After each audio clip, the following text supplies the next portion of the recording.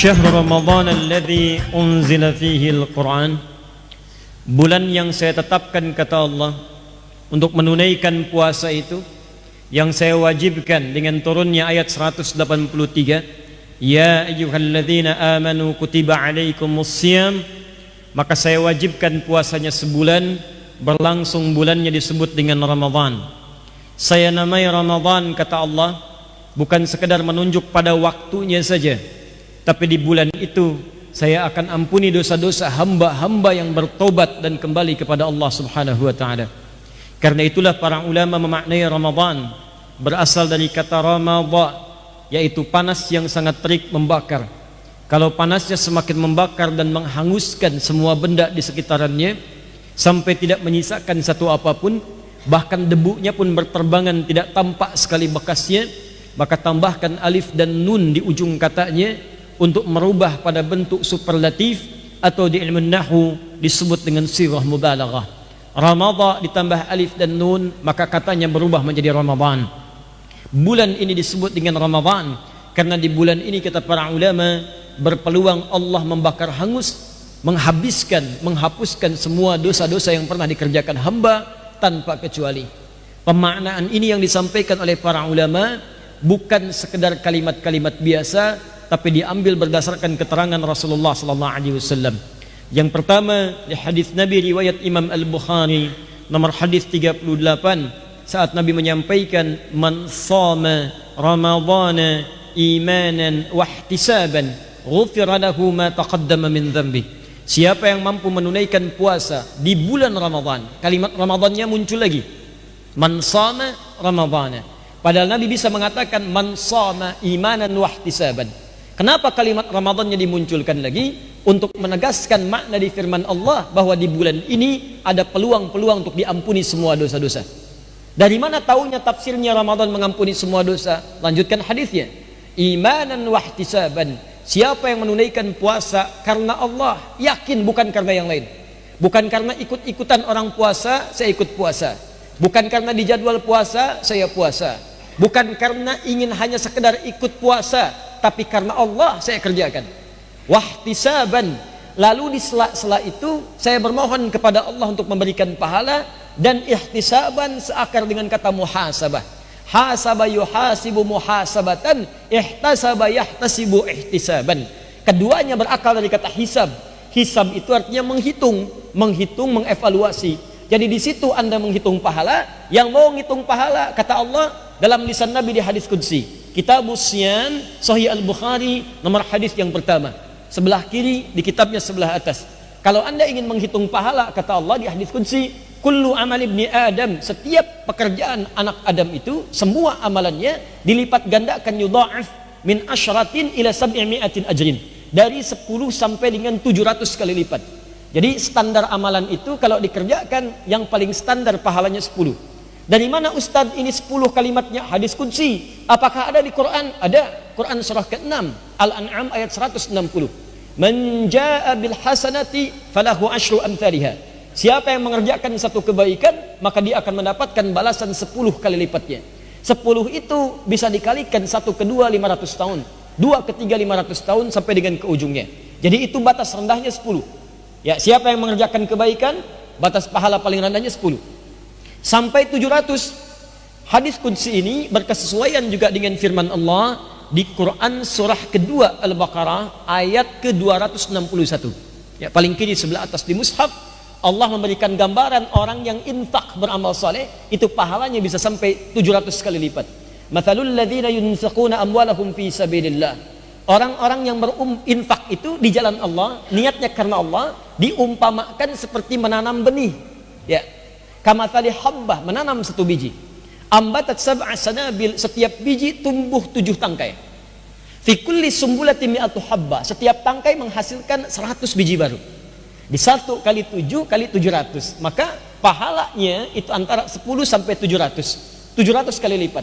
Illa siyam, kecuali puasa. Fa innahu li wa ana ajzi bihi. Khusus untuk puasa Ramadan itu pahalanya ukurannya bukan 10 sampai 700 lagi, kata Allah, pahalanya sesuai dengan apa yang saya tetapkan, lebih daripada 700. Paling minimal wal hasanatu bi asyri amsalihha, kalikan lagi 10 kali lipat. Jadi kalau biasanya 10 kali 10 lagi, biasanya 700 kali 700 lagi. Anda infak sekarang 1000, nilainya kalikan 700. Anda infak Ramadan 700 kalikan 10 kali lipat lagi. Jadi kalau Anda ingin hitung-hitungan kata Allah, silakan hitung. Baca Quran satu hurufnya sekarang 10. At-Tirmidzi nomor hadis 2910. Man qara'a harfan min kitabillahi falahu asyru hasanat. Siapa yang baca satu huruf dari kitab Allah dapat setiap hurufnya 10 kebaikan. Setiap huruf. Anda baca di Ramadan kali 10 lagi. Jadi 100. Anda baca malam Jumat Ramadan surah Al-Kahf, ayo hitung setiap hurufnya, kalikan 100. Jadi kalau Anda pengen hitung-hitungan silahkan, banyak pahalanya. Tapi ihtisab juga menghitung dosa yang pernah Anda kerjakan selama hidup. Dia ada orang yang saat masuk Ramadan ketika puasa dia hitung-hitung dosanya. Ya Allah, saya yakin dalam setiap amalan Kau berikan pahala, tapi juga saya punya keyakinan dosa saya lebih banyak daripada kebaikan yang pernah saya kerjakan. Maka saya mohon ampuni dosa-dosa saya ya Allah. Begitu Anda keluarkan kalimat tadi, air mata Anda kemudian keluar, hati Anda kemudian bergetar, maka apa kata Nabi? Ghufira lahu ma taqaddama min dzambi. Semua dosa-dosanya sampai detik itu dia bermuhasabah, semua dosanya diampuni oleh Allah Subhanahu wa taala. Semua dosa. Jadi kalau nanti sedang bermuhasabah, jangan cuma istighfar, tapi diingat dosa apa yang pernah dikerjakan. Dosa pada orang tua, rinci satu-satu. Dosa pada orang tua, pada ayah, pada ibu, pada pasangan hidup, suami ke istri, istri ke suami. Dosa ke anak-anak. Jangan-jangan anak-anak ini sekarang menjauh dari Allah. Maaf, malas-malasan sholat bukan karena malas, karena antum gak pernah ngajarin dulu. Antum tuh terlampau sibuk, disekolahkan di sekolah yang tidak pernah mengajarkan sholat. Baru setelah antum sepuh merasa menyesal. Jadi jangan salahkan anak dulu. Antum marah-marahin anak, kenapa susah sholat? Kenapa antum susah ngajarin dari dulu? Kenapa Anda tidak mencontohkan? Istighfari, istighfari, istighfari, istighfari. Minta ampun, minta ampun, minta ampun. Dosa dengan tetangga, dosa dengan kerabat, dosa dengan kawan, dosa yang tak terlihat, dan puncaknya dosa kepada Allah Subhanahu wa taala. Begitu Anda kemudian ingat-ingat sampai meneteskan air mata, itu semua dosa diampuni. Kalau sudah diampuni, maka Anda akan dijaga dari perbuatan maksiat, dan yang kurang baik tadi akan dikembalikan, ditukar dengan yang lebih baik. Itu tandanya. Jadi kalau dosa diampuni, misal mata itu pernah melihat yang tidak baik, diampuni nih, tobat, menetes air mata. Ketika diampuni, maka mata ini akan ditukar oleh Allah fungsinya dari yang tidak baik, dihilangkan tidak baiknya, diarahkan pada yang baik-baik saja. Jadi kalau sudah bertobat, tobatnya benar, itu yang tidak baik itu sudah alergi. Melihat yang tidak baik, sudah nggak mau. Ya maaf, menatap yang tidak baik, wah sudah nggak bisa. Sensitif matanya. Sensitif pada yang negatif, langsung pindah. Tapi pada kebaikan senang. Lihat orang ngaji, pengen ikutan ngaji. Lihat masjid, pengen iktikaf. Lihat orang baca Quran, pengen menghafal. Nanti kalau mata itu sudah mendapatkan hidayah, maka semua yang dilihat mendekatkan diri kita kepada Allah Subhanahu wa taala. Demikian sampai ke telinga, sampai ke lisan, sampai ke ujung kaki. Kemarin Masya Allah saya di sini kajian terbatas itu dengan teman-teman Pang, Anda bayangkan. Dan mereka hijrah, lalu mereka rubah kalimatnya menjadi pengajian. Luar biasa, Pang tambah ajian jadi pengajian. Di sekarang mereka berhijrah, Masya Allah luar biasa. Saya mau kasih tahu ya, anak pang aja udah ikut pengajian. Masa antum yang bukan anak pang gak ngaji? Ya, di sekarang pelaku maksiat sudah tobat. Kalau ada orang baik-baik jadi berubah maksiat, ada yang salah dalam dirinya. Ayo, orang-orang sudah jadi jujur, masa yang jujur mau curang? Orang-orang sudah sabar. Orang-orang sudah sabar, masa yang sabar mau marah-marah? Orang-orang sudah tawadu, masa yang tawadu mau sombong? Karena itu bertakwalah kepada Allah Subhanahu wa taala. Ramadan bisa menggugurkan dosa-dosa. Paham? Malamnya Al-Bukhari nomor hadis 37. Man qama Ramadhana imanan wa ihtisaban, ghufira lahu ma taqaddama min dhanbi. Siapa yang mampu bangkit di malam Ramadan, menunaikan salat dengan baik, di sela-sela salatnya ikhlas dia kerjakan saat salat, di sela-sela salat 2 rakaat berhenti, ihtisaban. Dia bermuhasabah, mengingat dosa-dosanya, bermohon pahala kepada Allah, lalu tobat dari dosa-dosanya. Dia katakan, perhatikan kalimat Nabi, Allahumma innaka afuwun tuhibbul afwa fa'fu anni.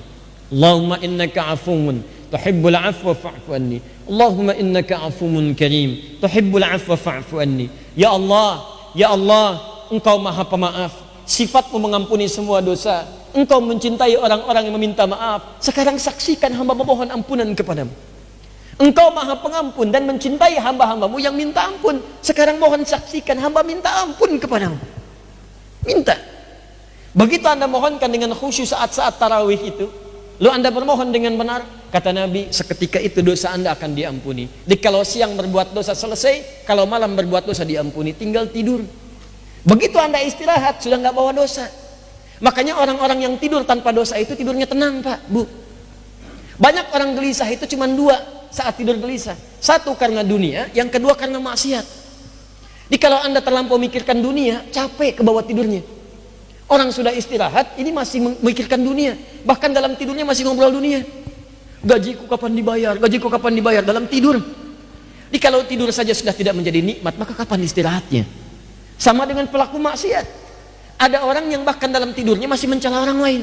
Gara-gara kamu ini katanya, nunjuknya ke istri dia. Saat tidur. Jadi kalau dalam tidur saja tidak bisa bertaubat, maka kapan anda bisa mendekat kepada Allah? Nah, ada orang-orang yang tidurnya enak. Ya, makanya Nabi mengajarkan sebelum tidur istighfar. Selevel Nabi istighfar 70 sampai 100 kali. Astagfirullah, astagfirullah, astagfirullah. Baca ayat kursi, baca al-ikhlas, baca al-falaq, baca an-nas, baca al-mulk, baca. Begitu anda baca, demi Allah saya katakan tidur tenang antum. Tenang. Kalau anda tidak bangun lagi esok harinya, nikmat tidurnya. Nikmat. Saking nikmatnya kan nggak bangun, ya? Ya ayat Tuhan nafsul mutmainnah, irji'i ila rabbika radatan mardiyah. Selesai. Dan selesainya itu enak. Sudah taubat, dosa diampuni, terus mau tidurnya baca doa, dapat pahala. Anda bayangkan, sebelum tidur taubat dosa diampuni, akan tidur baca doa, dapat pahala. Begitu meninggal dalam tidur, surga. Ya kenapa? Karena dosanya sudah tidak ada.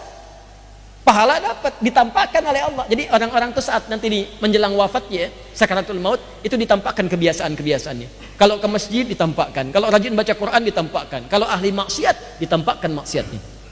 Baik, itulah yang disebut dengan Ramadan. Syahrul Ramadan, kata Allah, di bulan ini berpeluang selama sebulan aku akan ampuni dosa-dosa. Melalui hadis tadi disampaikan, alladzi unzila fihil Quran. Bulan ini begitu istimewa karena pada saat itu diturunkan Al-Quran. Maka ini menunjukkan bahwa di bulan Ramadan jangan jauh-jauh dari Al-Quran. Di pertemuan lalu kita sudah sampaikan tentang kebiasaan Nabi, dan kita sudah antarkan program Nabi sampai dengan Ramadan, bagaimana berinteraksi dengan Al-Quran, baik membacanya ataupun mengkajinya, juga demikian dengan menghafalkannya. Sekarang kita akan bahas satu rahasia yang saya janjikan di pertemuan lalu. Ada rahasia di ayat ini yang menunjukkan kepada kita bagaimana berinteraksi dengan Al-Quran saat Ramadan. Dan orang yang bisa berinteraksi dengan benar seperti ini, maka Allah akan menjamin selepas Ramadan akan dipermudah oleh Allah urusan-urusannya, dan dibimbing langsung oleh ayat Al-Quran, dibimbing langsung oleh ayat-ayat Al-Quran yang dikajinya saat Ramadan itu. Bagaimana cara yang dimaksudkan? Itu yang coba kita akan tampilkan dalam bahasan malam hari ini. Semoga Allah mudahkan dan memberikan kenyamanan dalam kita untuk mengkajinya, insyaallah. Ya, mulai kita ikhlaskan niat kita dan jauhkan dari segala hal yang tidak ada kaitan dengan ta'lim, supaya ilmu bisa meresap dalam jiwa kita, insyaallah. Bismillahirrahmanirrahim. Syahrul Ramadan alladzi unzila fihi al-Quran hudan linnas.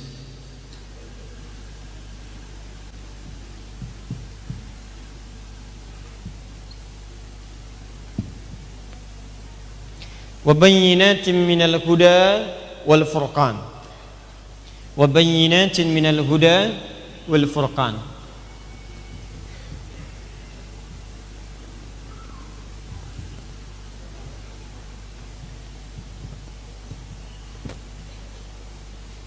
Fokus. فَمَنْ شَهِدَ مِنْكُمُ الشَّهْرَ فَلْيَصُمْ. Kita akan berhenti sampai ayat ini. Nanti bagian kedua kita akan bahas ba'da isya. Saya mulai bagian pertama dulu, fokus baik-baik. Di pertemuan lalu kita telah keluarkan cara berinteraksi dengan Al-Quran, dan kita siapkan itu menjadi agenda yang kita kerjakan saat Ramadan nanti. Saya sudah sarankan kepada Anda, insya Allah Ramadan tahun ini kemungkinan besar akan 30 hari. Kemungkinan besar akan 30 hari. Nanti di penghujung kajian saya tunjukkan kepada Anda, insya Allah nanti berdasar hitungan hisab, dan kemungkinan juga akan berkesesuaian dengan ru'yat. Insya Allah tahun ini Ramadan di Indonesia tidak akan berbeda dari Sabang sampai Merauke. Dengan izin Allah semua akan bersamaan memulai Ramadan pada tanggal 1 Ramadan 1440 Hijrah ya, dan bertepatan dengan hari yang sama, tidak akan beda, harinya sama. Jadi tidak akan beda, termasuk bulan Masehinya, hari Masehinya akan sama, tidak akan beda karena ketinggian hilalnya sama. Berapa ketinggian hilalnya? Nanti bagian kedua, saat masuk kepada segmen kedua kita akan bahas ya. Nah, kemungkinan besar nanti kalau 30 hari Ramadannya bagi 3 bagian. 1, masih ingat? Perbanyak bacaan ya. Dalam memperbanyak bacaan ini istilahnya disebut dengan apa? Qiraah ya. Ingat ya, malu sama orang-orang soleh di zaman dulu. Imam Asy-Syafi'i bisa sehari 2 kali khatam ya. Maka kita maksimalkan ya sedapat yang kita bisa. Saya sarankan 10 hari pertama selesaikan khatam Quran itu, bagi ke dalam 3 juz kepada teman-teman, mesti beda. Walaupun sehari nyampe 3 juz, target 3 juz.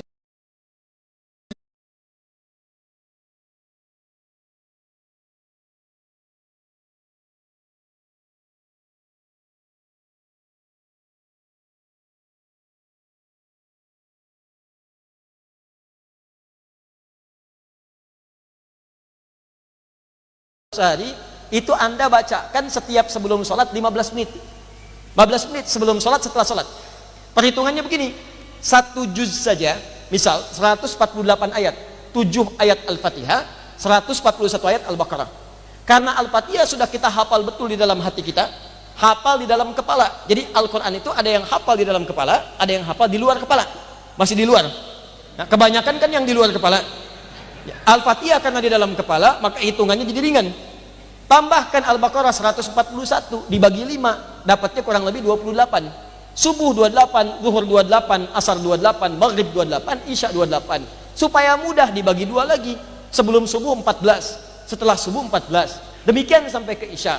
14 ayat itu paling lama 5 menit kita baca. Jadi kalau Anda bisa investasi 5 menit sebelum waktu sholat dan setelah waktu sholat, berarti Anda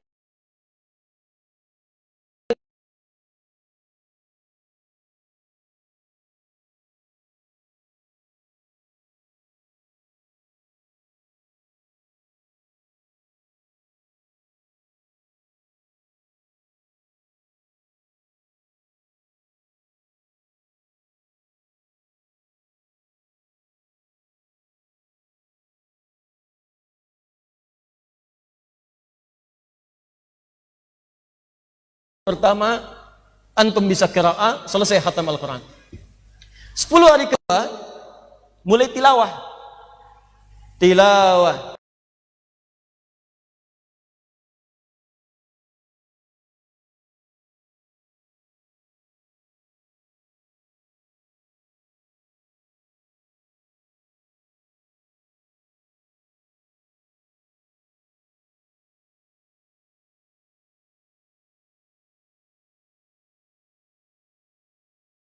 Al-Baqarah dulu, saya pengen Al-Fatihah dulu. Ada tawaran dari Al-Quran, Anda bisa mengerjakan tilawah dengan metode yang ini. Begitu Anda kerjakan, Anda akan dijamin oleh Allah, akan dimudahkan hidup Anda setelah Ramadan. Tidak cukup dengan amin, kita bahas dulu. Nah, bagaimana metode tilawahnya? Ini yang belum saya ajarkan, fokus. Perhatikan baik-baik. Ayatnya memberikan isyarat. Di bulan Ramadan, kata Allah, saya turunkan Al-Quran. Apa fungsi Al-Quran itu? Hudan linnas. Hudan, jamak dari kata hidayah. Ini sering saya terangkan. Hidayah berarti petunjuk, bisa berarti solusi dari problem yang dihadapi. Mau kemana Pak? Saya mau ke MM misalnya. Jalannya, maka ditunjukkan.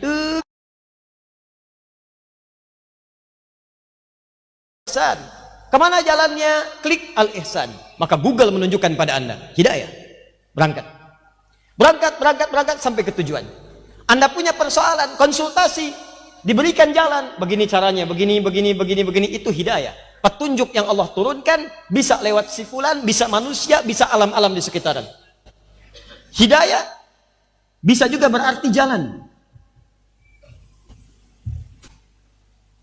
Jalan yang dilalui, jalan yang dilewati, jalan yang kita dibutuhkan untuk mendapatkan akses termudah menuju apa yang ingin kita dapatkan.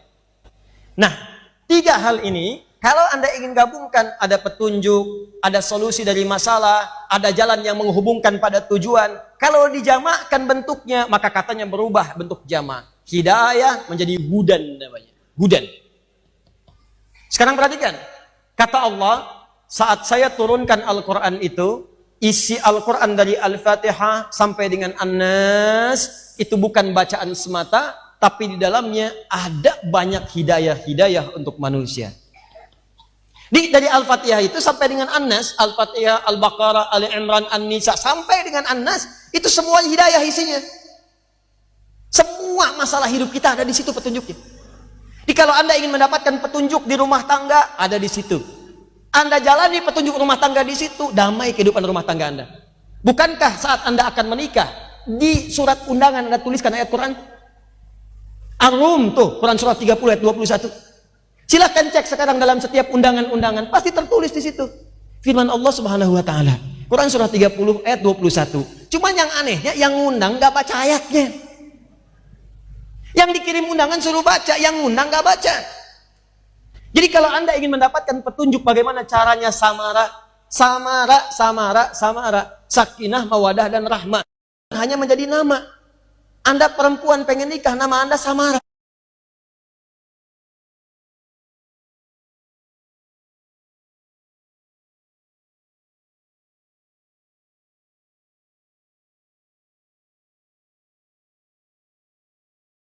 Jelaskan dalam hadis Nabi SAW.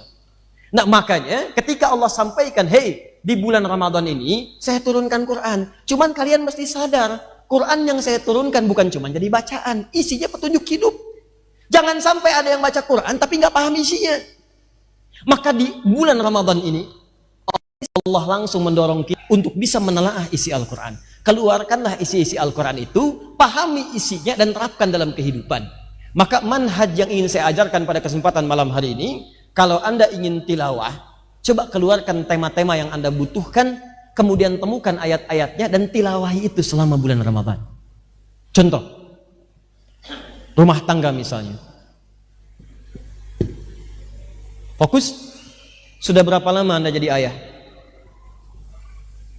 Sebelum ayah kan suami. Sebelum suami kan anak. Ya kan? Baik, dari anak lah balik. Anak, kemudian suami, ayah, jadi kakek. Sepuh. Dan akhirnya tinggal menunggu masuk ke masa pikunnya, kemudian wafat. Fase 1, 2, 3, 4, 5, 6. 6 fase. Kadang-kadang ada orang sudah sampai ke fase yang keempat, nggak pengen segera pikun, ke fase 2 lagi, balik lagi. Ya. Tenang Bu, nggak akan saya bahas, tenang. Ya, lihat sini. Anda sudah jadi di mana posisinya? Contoh misalnya, ayo di rumah tangga kan ada yang jadi anak. Pasti setiap kita yang hidup pasti punya ayah, punya orang tua. Posisi Anda anak. Posisi Anda siapa? Suami. Posisi Anda apa? Ayah. Kesini sandingkan istri, ibu, nenek. Ini nggak usah dibahas ya. Sampai sini dulu. Pertanyaan saya, selama Anda menjadi anak selama ini, pernahkah mengeluarkan tuntunan jadi anak sesuai dengan bimbingan Al-Quran? Selama Anda menjadi suami sampai dengan maghrib kali ini, pernahkah mengeluarkan bimbingan dalam Al-Quran jadi suami seperti yang Allah inginkan? Seperti yang Nabi tunjukkan? Mungkin di rumah tangga itu masalah nggak pernah tuntas, bukan antum kurang hebat, karena antum nggak pernah belajar solusinya. Padahal masalah sederhana. Orang lain, mohon maaf, gelarnya nggak banyak-banyak amat seperti antum. S1 aja nggak lulus, nggak nyampe S1, mimpi aja nggak. SMA aja nggak kedapatan, sekolah sampai SMP. Berumah tangga, puluhan tahun normal-normal aja. Antum S1 lulus, S2 cum laude, S3 summa cum laude, gelar profesor. Masalah nggak pernah tuntas-tuntas. Di luar antum jadi juara, di dalam rumah masalah nggak pernah tuntas. Orang lulusan SMP cuman senyum, masalah selesai. Antum kuliah sampai 2 jam, masalah nggak tuntas. Apa yang salah? Coba dicek lagi. Kenapa tidak Anda kemudian bercita-cita Ramadan kali ini saya akan keluarkan tentang tuntunan ayat rumah tangga dalam Al-Quran. Maka yang perempuan, yang istri dan ibu, keluarkanlah ayat-ayat tentang menjadi istri dan ibu yang baik. Keluarkan ayatnya. 1, perempuan itu tugasnya apa? 2, ciri perempuan itu bagaimana? Ayatnya keluarkan. 1, 2, 3, 4, 5. Tilawahi. Begitu Anda selesaikan, koreksi. Ini yang belum saya dapatkan. Ini yang sudah saya hasilkan. Yang sudah istiqamah, yang belum pelajari kembali. Mohon bimbingan kepada Allah. Selesai Ramadan Anda praktekkan. Demi Allah saya katakan, rumah tangga Anda akan tenang. Kalau tidak percaya silakan. Lakukan, rasakan bedanya, bedakan rasanya, dan pasti akan terasa bedanya. Antum yang kerja selama ini, kerja. Pertanyaan saya, pekerjaan antum diridhoi Allah apa enggak? Berkah enggak pekerjaan antum?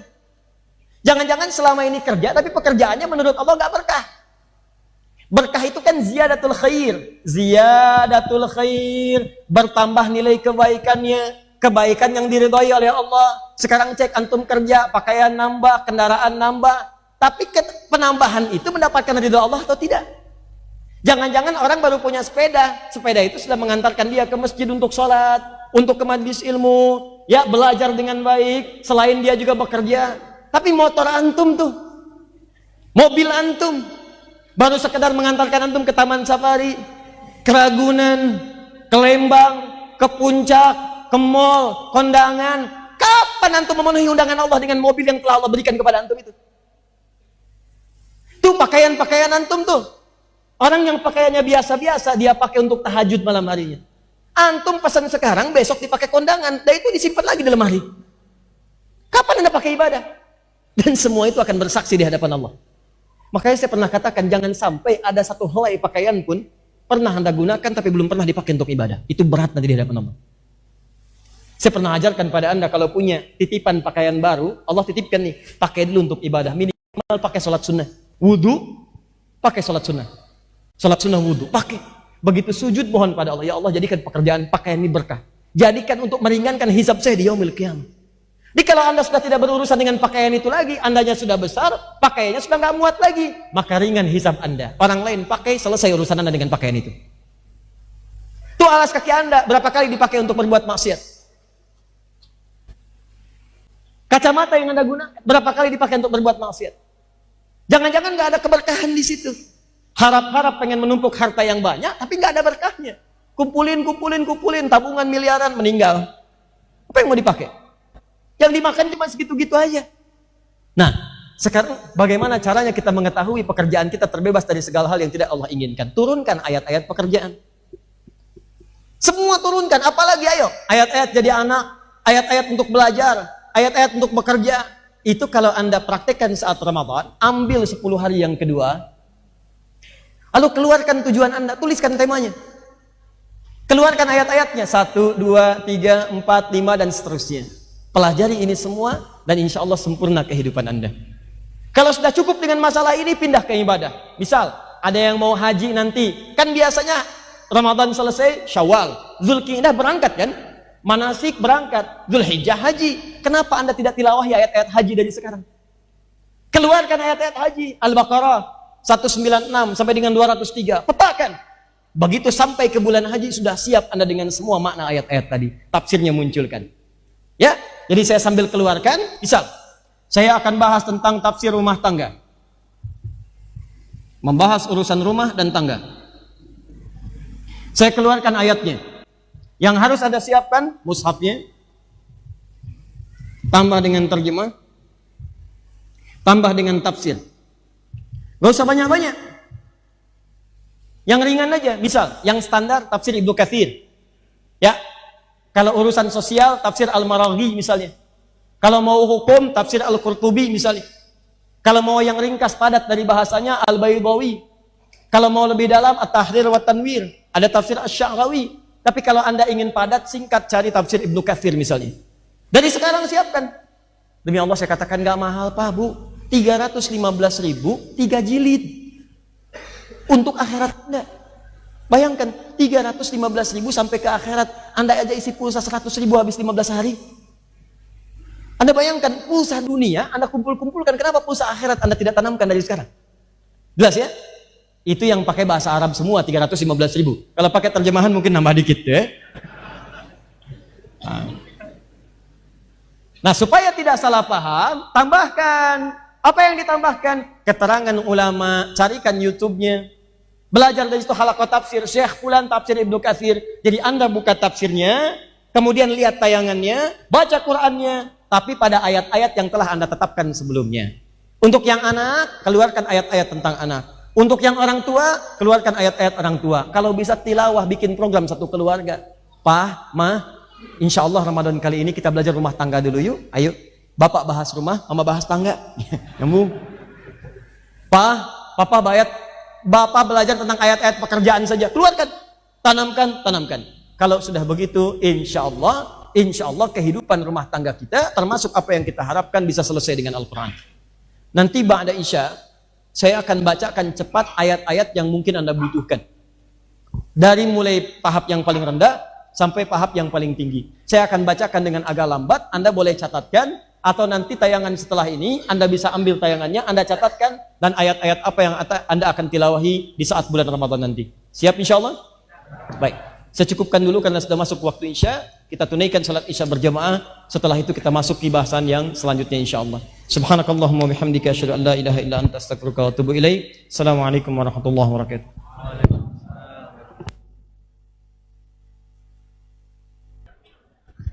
Bismillah.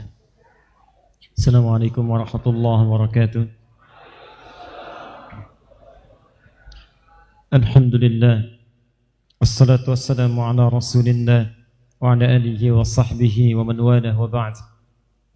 Saudara-saudariku dan pemirsa Akhir TV dimanapun Anda berada, alhamdulillah kita telah menunaikan salat Isya berjamaah. Semoga salat kita diterima oleh Allah Subhanahu wa taala.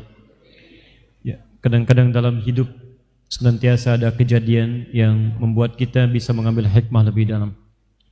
Malam hari ini suara boleh terputus, tapi kita mesti ingat satu saat nanti memang suara kita akan diputuskan sama sekali dari lisan kita saat datang di hadapan Allah di yaumil hisab.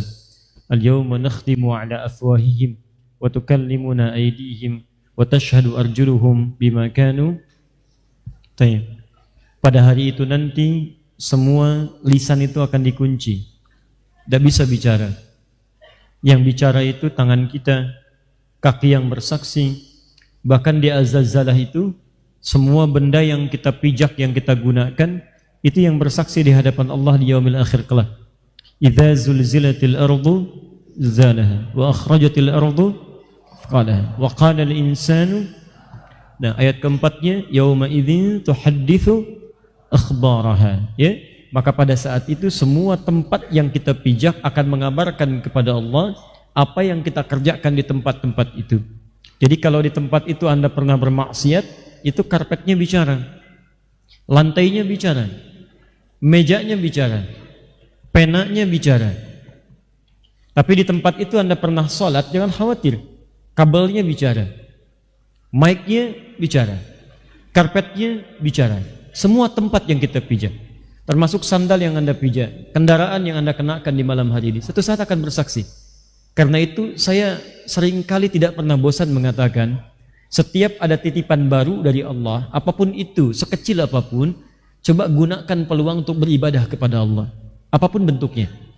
Kalau sudah dipakai ibadah, yang lainnya akan ringan insya Allah. Baik teman-teman sekalian, petunjuk dalam Al-Quran, jika Anda ingin bertilawah di bulan Ramadan khususnya, saat iman mulai kuat, saat semangat mengkaji agama mulai tinggi, maka coba arahkan semangat itu kepada hal yang lebih spesifik. Jangan sampai mengkaji sesuatu hanya sekedar paham tapi sulit diamalkan. Maka Al-Quran memberikan petunjuk dalam hal tilawah ini. Kalau Anda sudah qiraah, sudah berinteraksi dengan Quran dalam bacaan, maka beralih kepada pemahaman dan silahkan prioritaskan untuk membahas ayat-ayat, tema-tema yang sesuai dengan kebutuhan yang sedang Anda jalani.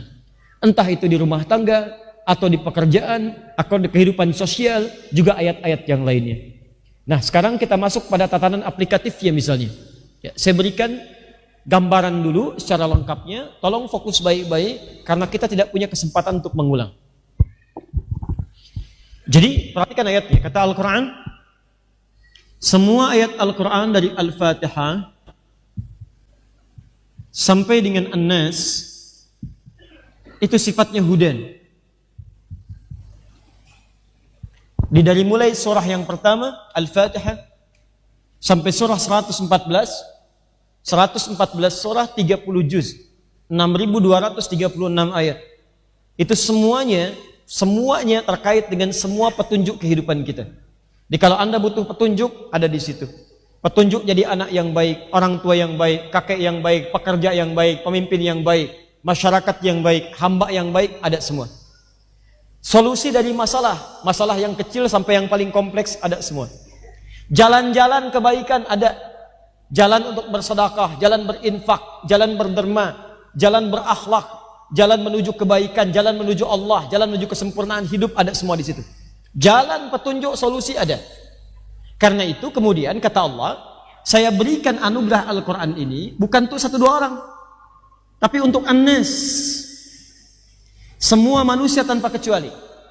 Jadi Anda bayangkan ya, mohon maaf sekali, Anda bayangkan semua manusia saja.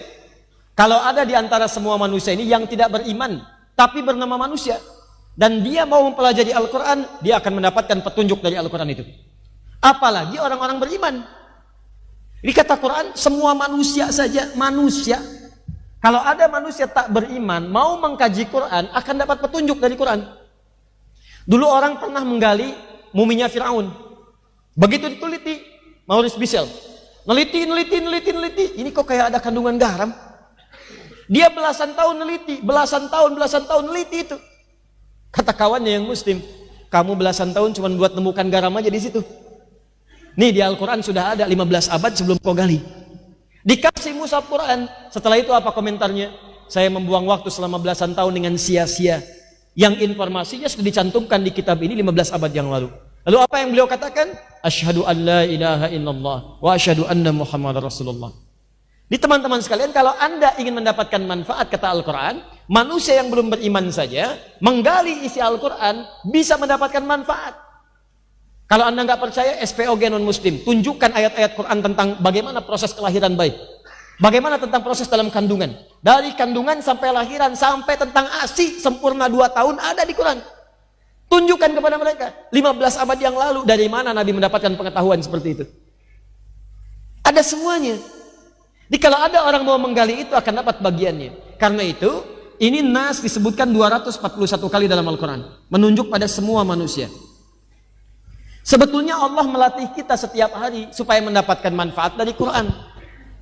Bagaimana caranya? Kata Allah, saya berikan hidayah. Hudan ini saya paksa semua orang Islam mendapatkannya. Lewat apa? Lewat sholat. Sholat itu ciri iman yang pertama. Iman itu tanda pertama bagi orang takwa. Orang takwa disebut dengan muttaqin. Taqi satu orangnya, muttaqin jamaknya. Iman kepada Allah yang tak nampak disebut alladzina yu'minuna bil ghaib. Tanda iman pertama sholat, wa yuqimunas sholah. Digabungkan muttaqin, alladzina yu'minuna bil ghaib, dan wa yuqimunas sholah. Al-Baqarah ayat kedua didahului dengan kata hudan. Dzalikal kitabu, Al-Quran. Dzalikal kitabu la raiba fi hudal lil muttaqin. Siapa muttaqin itu? Ayat 3. Alladzina yu'minuna bil ghaib wa yuqimunas. Makanya ketika kita sholat, kan kita baca Quran. Silakan cek, nggak ada orang sholat nggak baca Al-Quran. Coba antum baca Al-Fatihah sehari 10 kali atau 11 kali? 11. Yang 11 angkat tangan. Yang 10? 17. Jadi kalau 10 kali patut dipertanyakan. Kemungkinan besar sholat Isya dan Maghrib nggak sholat dia. Karena rumus sholat itu 2, 4, 4, 3, 4. 2-nya sholat subuh, ya kan? Zuhurnya 4, asar 4, 3 Maghrib, 4 Isya. 2 tambah 4, 6. Tambah 4, 10, tambah 3, 13, tambah 4, 17. 17 rakaat. Setiap rakaat baca Al-Quran, minimal Al-Fatihah. Silahkan cek. Dan hebatnya setiap 2 rakaat pertama pasti baca surat, Pak, Bu. Silahkan, sholat mana yang gak baca surat di dalamnya? Surat Al-Fatihah kita baca, semua rakaat, tapi kan 2 rakaat pertama semua baca surat. Subuh cuma 2 rakaat, tapi kan setelah Al-Fatihah baca surat lagi. Zuhur 4, 2 rakaat setelah Al-Fatihah baca surat lagi. Nah, surat-surat yang dibaca itu pada awalnya bukan sekedar bacaan. Kalau untuk syarat sah salatnya. Ya, misalnya subuh qul huwallahu lagi. Ya, zuhur qul huwallahu lagi. Asar qul huwallahu lagi. Sampai ikhlas banget gitu kan? Ya, maghrib sampai isya qul huwallahu lagi. Itu sah salatnya. Sah, memenuhi rukun dan syaratnya, sempurna dikerjakan kalau tanpa batal di dalamnya. Tapi kalau Anda ingin dapat manfaat, bagaimana caranya? Dalam sholat itulah Anda seharusnya kalaupun mampu belajar. Bacakan ayat-ayat Al-Quran yang Anda butuhkan pada saat itu. Belajar, makanya belajar.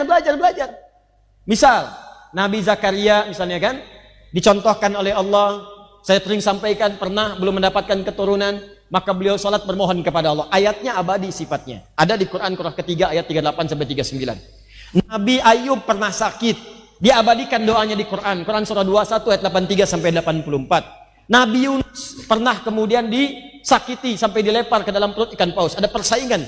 Ya, sampai disingkirkan, disungkurkan ke dalam perut ikan paus. Doanya ada. Doa diselamatkan dari tangan orang-orang jahil yang sifatnya bisa menyakiti. Ya, Quran surah 21 dari ayat 87-88-nya. Ada lagi ayat-ayat yang lainnya, abadikan. Nah, kalau Anda perhatikan sholatnya orang-orang terdahulu, meneliti contoh dari Nabi, mengikuti contoh dari Nabi, bacakan ayat-ayat yang sesuai dengan kebutuhan.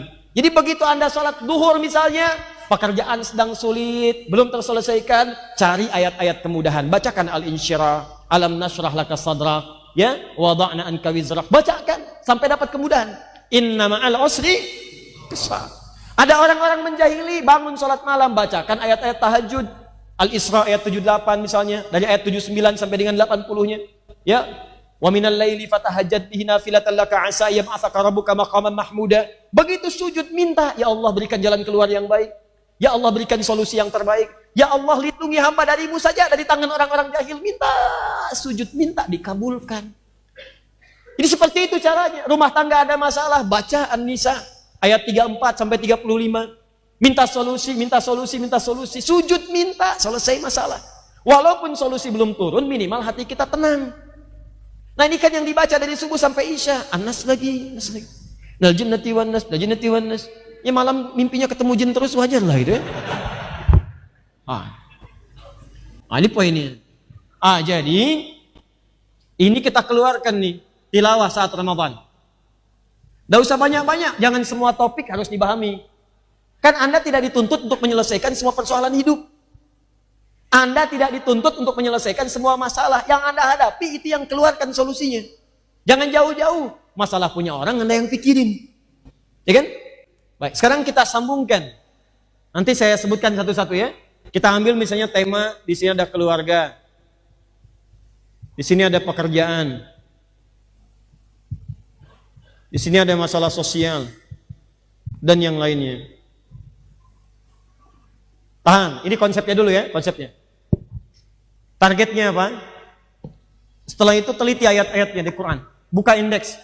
Kalau tidak tahu, tanyakan ustadz yang tahu. Orang yang pakar di bidangnya. Ya, pahami dengan baik, keluarkan ayatnya. Yang sakit, keluarkan ayat-ayat tentang kesembuhan. Khusus Ramadan, minta kepada Allah. Minta. Malamnya bangun, sujud, minta solusi, minta obatnya dari Allah Subhanahu wa Ta'ala. Keluarkan ini, keluarkan ayat. Setelah itu, jarang orang tahu. Yang ini tadi mushaf, bes terjemah, ada tafsirnya. Kalau bisa antum carikan supaya tidak salah memahami sendiri, ada syarahnya atau yang menjelaskan. Antum bisa cari di YouTube atau di Google misalnya, atau tanyakan pada ustadz-ustadz, sekiranya antum bisa menanyakan maksud yang antum sulit untuk pahami. Jelas? Setelah itu, cari penjelasannya di hadis. Ini rahasianya. Hadis. Yang ini petunjuk umumnya, yang ini detil penjelasannya. Saya langsung referensikan kitab hadisnya. Cari kitab hadis namanya Al-Jami', boleh ditulis? Al-Jami', agak panjang ini ya, agak panjang. Al-Jami' As-Sahih Al-Musnad, Al-Jami' As-Sahih Al-Musnad Al-Mukhtasar. al-mukhtasar. Min umuri Rasulillah sallallahu alaihi wasallam al-jami as-sahih, cek lagi, al-musnad al-mukhtasar. Min umuri Rasulillah sallallahu alaihi wasallam. Sudah? Wasunanihi wa ayyamihi, wasunanihi wa ayyamihi. Kalau terlampau panjang tulis aja Sahih Al-Bukhari. Ya. Kalau terlampau panjang tulis Sahih Al-Bukhari. Ya.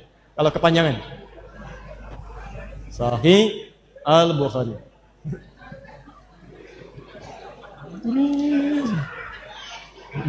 Oh. Baik.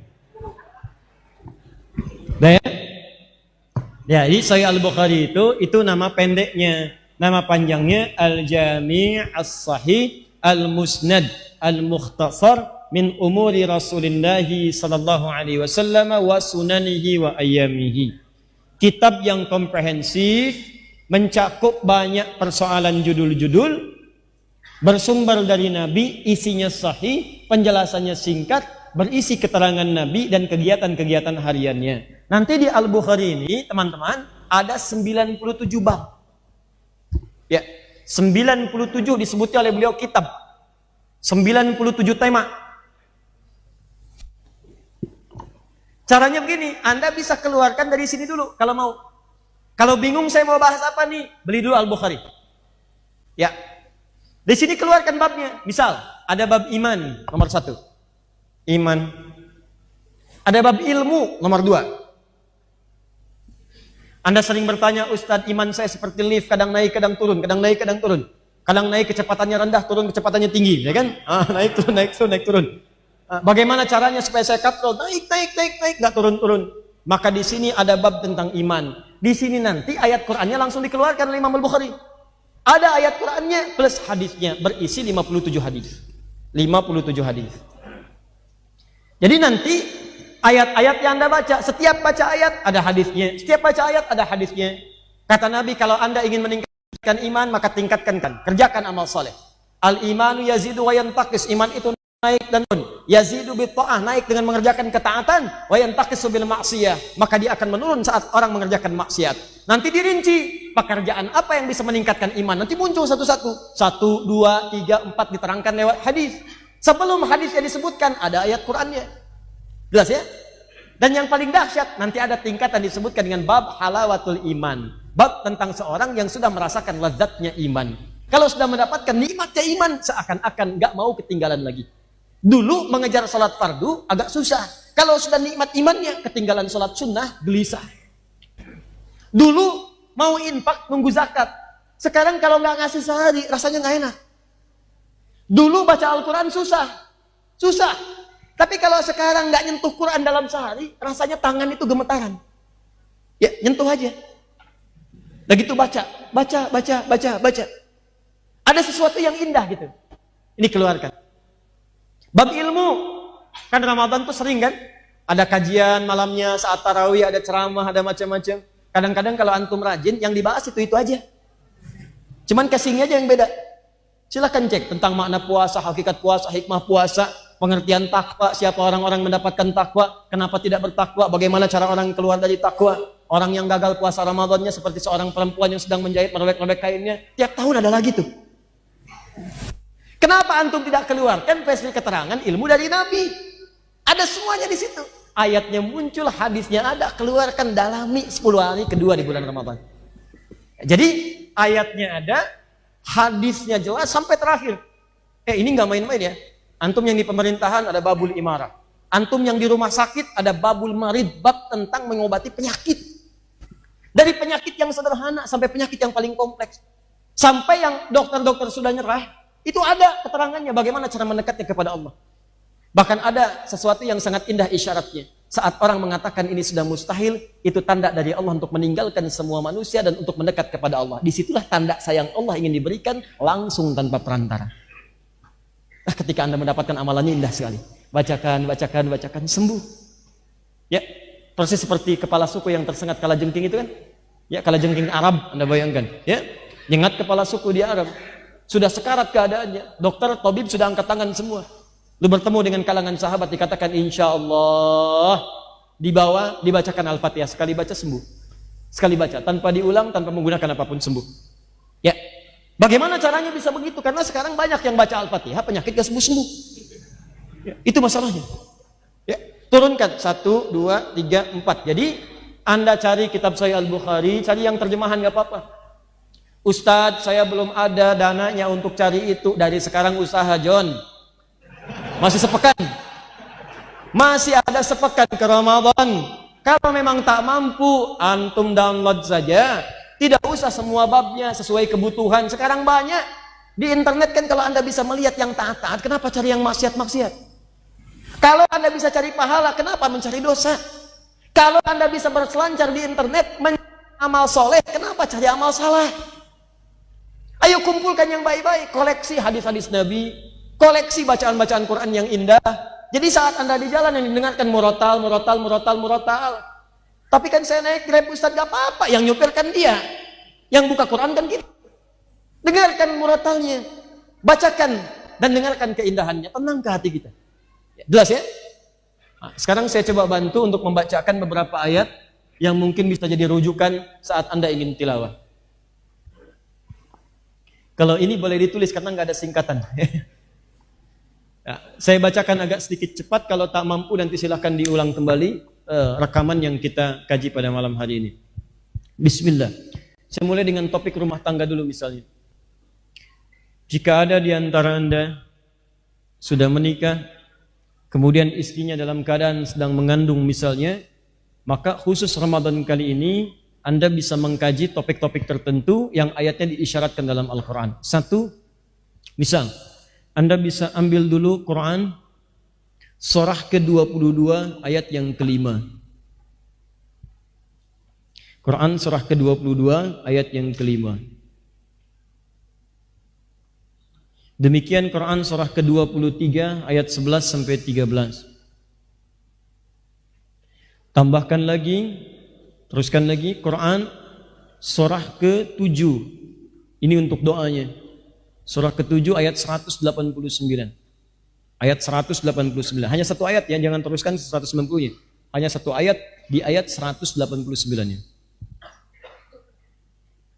Kemudian untuk memberi isyarat kelancaran dalam proses persalinannya ada di Quran surah 19 Maryam. Quran surah 19 Maryam. Sudah? Dari ayat 23 sampai 25-nya. Di situ saya tunjukkan bagaimana Maryam ketika merasakan rasa sakit sampai datang, sampai langsung dihibur oleh Allah, sampai ditunjukkan makanan-makanan yang memudahkan persalinan, minuman yang memudahkan persalinan, sampai doa-doa yang memudahkan dalam persalinan. Ya.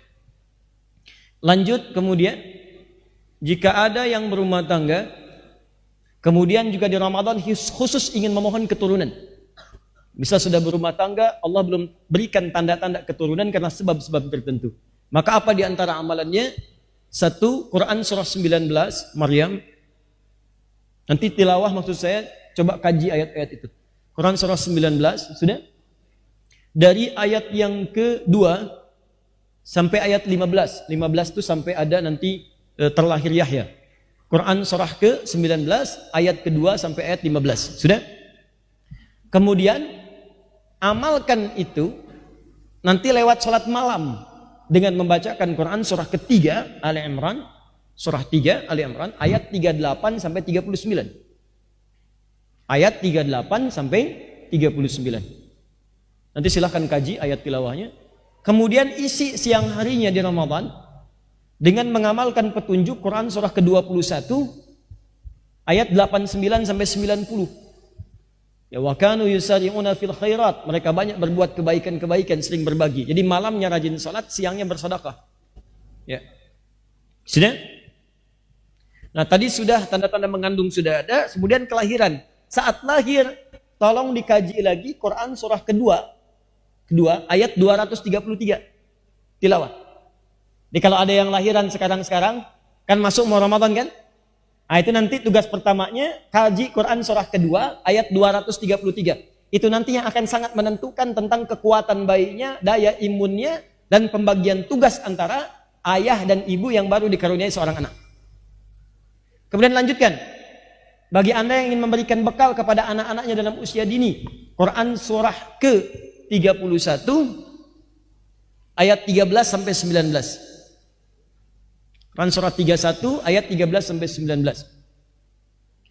Kalau ingin Anda teruskan sampai ke pencarian ilmu, nih yang sedang belajar, anak-anak mahasiswa, teman-teman, ya, yang belajar, Anda coba dalami tilawah nih. Kalau Anda bisa dalami ini, insya Allah ada keterangan langsung isyarat dalam Quran, Anda akan dipercepat pengetahuannya oleh Allah, cepat paham, cepat ingat dan dimudahkan belajar Anda. Ya, ayatnya di sini setidaknya ada 3 sampai 4 ayat.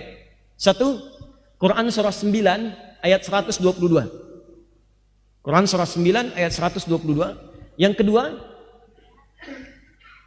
Quran surah 58 ayat 11. Quran surah 58 ayat 11. Yang ketiga, Quran surah kedua. Ingat di akhir ayat, ingat akhir ayat 282. Di akhir ayatnya, jangan baca dari awal, akhir ayatnya. Akhir ayat 282. Yang terakhir, Quran surah 96 ayat 1 sampai 5. Quran surah 96 ayat 1 sampai 5. Bacalah oleh antum sekalian 4 bagian ayat ini yang berbeda surah, silahkan gabungkan tilawah itu. Ya, insya Allah akan ada perubahan. Setelah itu, kalau dalam kehidupan sosial banyak ayatnya. Saya ambil contoh salah satu Quran surah ke-49 ayat 11 sampai 13. Quran surah 49 ayat 11 sampai 13. Masuk lagi bab rumah tangga. Awas, yang baru menikah, di awal pernikahan sampai yang sudah berumah tangga, sampai yang sedang menata rumah tangga. Kita mulai dengan Quran surah ke-30 ayat 21. Tolong tilawahi ya. Lanjut ke Quran surah ke-4 ayat 34 sampai 35. Quran surah ke-4 ayat 34 sampai 35. Lanjut ke Quran surah saya turunkan berdasar fungsinya ya. Surah kedua ayat 168 itu laki-laki. Tambahkan Quran surah kedua ayat 172. Tambahkan Quran surah ke-7 ayat 96. Tambahkan Quran surah ke-51 ayat ke-22.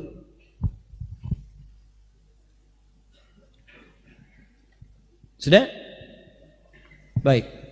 Kemudian lanjutannya Quran surah ke-17 ayat 23 sampai 27. Kalau sedang ada masalah, teruskan ke Quran surah ke-2 ayat 214. Detilnya di Quran surah kedua ayat 155 sampai 157. Kemudian jawabannya di Quran surah ketiga ayat 142.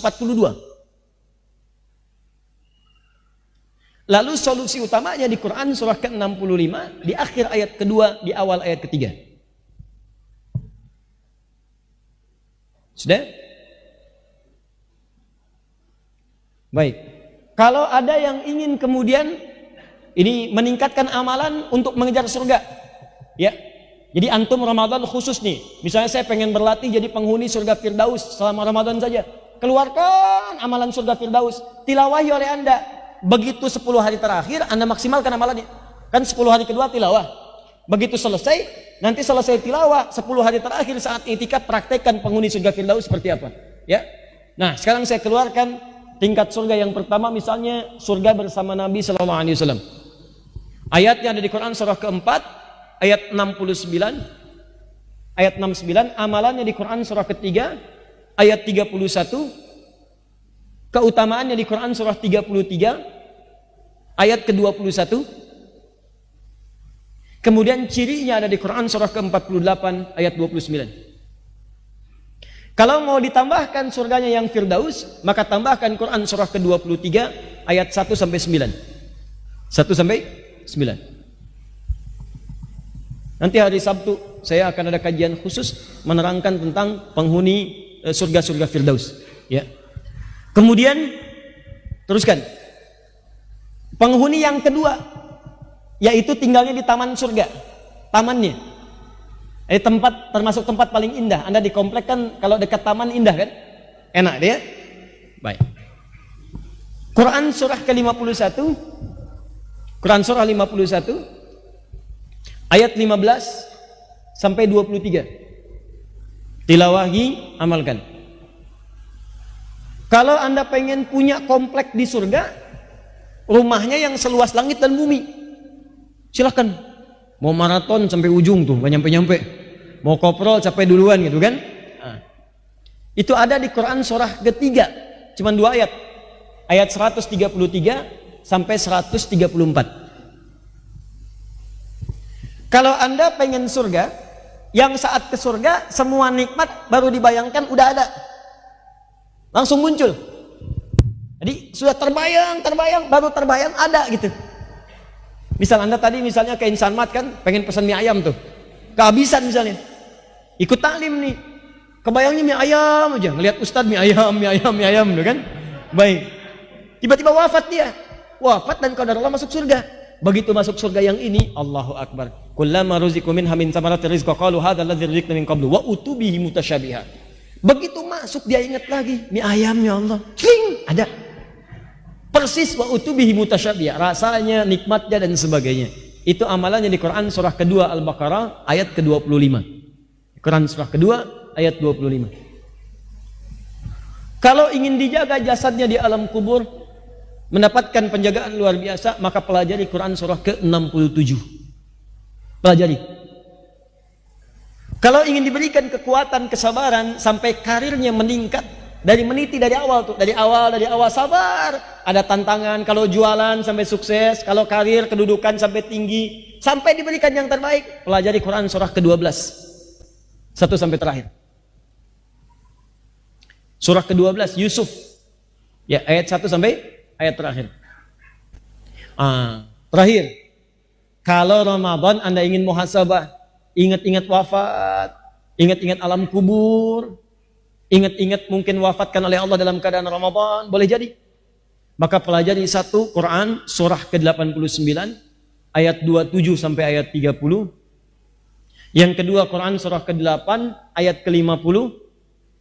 Yang ketiga Quran surah ke-3 Ali Imran ayat 169 sampai 172. Dan Quran surah ke-40 ayat ke-45 sampai 46. Di situ saya sandingkan 2 hal. Satu yang enak, yang kedua yang gak enak. Misal, yang enak sakaratul mautnya, yang nariknya lembut. Bahkan Allah manggilnya gini, maaf ya, ya ayat Tuhan nafsul mutmainnah, hei jiwa yang tenang. Pulangnya tenang, saking tenangnya, plak, meninggal aja. Pulang. Ada yang kedua, sambil dipukulin malaikat. Akhriju anfusakum, susah banget keluarnya, pukulin, depan, belakang, dipukulin. Quran surah ke-8 ayat 50. Makanya nanti maksud saya, saat Anda menggali ayat tentang sakaratul maut, coba bacakan pengen yang mana, yang tenang atau yang gelisah. Nanti silahkan, kan pembuktiannya nanti. Bilang sekarang tenang, begitu meninggal gelisah. Kaji dulu ayatnya supaya Anda paham. Alam kubur, kaji supaya siap-siap. Ini malam pertama alam dunia punya persiapan. Malam pertama alam kubur apa persiapannya antum? Dari sekarang ketahui dulu. Nah, jelas sampai sini? Setelah antum jelas ayat-ayatnya tadi, coba sesuaikan dengan bab di Al-Bukhari, turunkan oleh antum semua. Kira-kira apa yang antum akan kaji? Saya sudah berikan apa yang saya mampu sampaikan.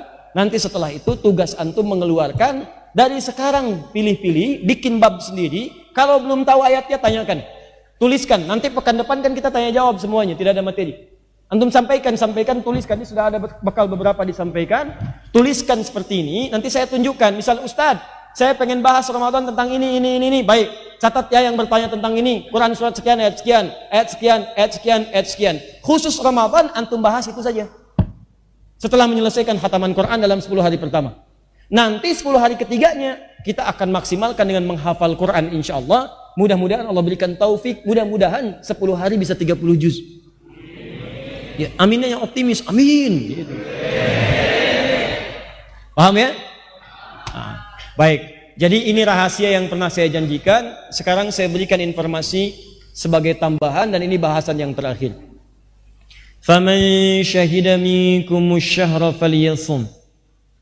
Kalau Anda sudah siapkan agendanya, agenda sedekah, agenda baca Quran, agenda tilawah Quran, agenda menghafal Quran, agenda infak, agenda berbuat baik, maka faman syahida minkumus syahra. Kalau Anda sudah tahu dan sudah mengenali datangnya awal bulan Ramadan, maka silahkan tunaikan puasa itu dengan semua agenda yang sudah Anda siapkan. Indah Quran itu. Di Allah tidak meminta kita puasa tanpa punya agenda. Di Quran tuh nggak pengen Anda masuk Ramadan cuman puasa aja. Tungguin Ramadan. Begitu besok puasa, puasa. Malam taraweh, taraweh. Tapi nggak punya agenda. Makanya ayat-ayat puasa dibuka oleh Allah dengan penyiapan agenda dulu. Nih Qurannya, siapkan nanti saat Ramadan. Nih sedekahnya, apa yang kamu rencanakan? Berapa anggaran yang telah kamu siapkan untuk infak selama Ramadan? Nih doa, apa yang kamu siapkan, doa apa yang kamu akan baca saat Ramadan? Kajian apa yang kamu akan langsungkan? Kalau sudah semua direncanakan, faman syahida minkumus syahra. Siapa di antara Anda yang sudah mengetahui datangnya awal Ramadan, sudah tahu oh ini datang awalnya, siap puasa, faliyasum, maka semua agenda itu silahkan praktekkan dengan berpuasa. Masuki Ramadannya, tunaikan puasanya dan praktekkan agenda yang telah Anda rancang tadi. Jadi terukur kegiatan Anda dari awal sampai akhir Ramadan. Anda akan tahu, bukan cuma ngitung ini berapa hari sudah puasa, coret. Berapa hari lagi buka, sekian. Muncul di iklan, puasa 9 hari lagi. Iklan odol dan sarung, kan? 2 hari lagi, berubah lagi iklannya, ketupat. Ya? Persoalannya dosa diampuni enggak? Itu. Pahala nambah enggak? Jangan-jangan yang disiapkan cuma kue aja. Kue, bikin. Kreativitas banyak. Kalengnya kongwan, isi rangginang gitu kan?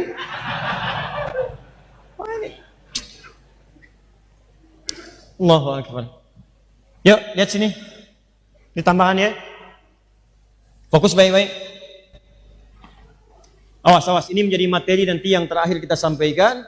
Yang terkait Idul Fitri yang saya sampaikan saat itikaf. Perhatikan baik-baik. Faman syahida minkumus syahra falyasum.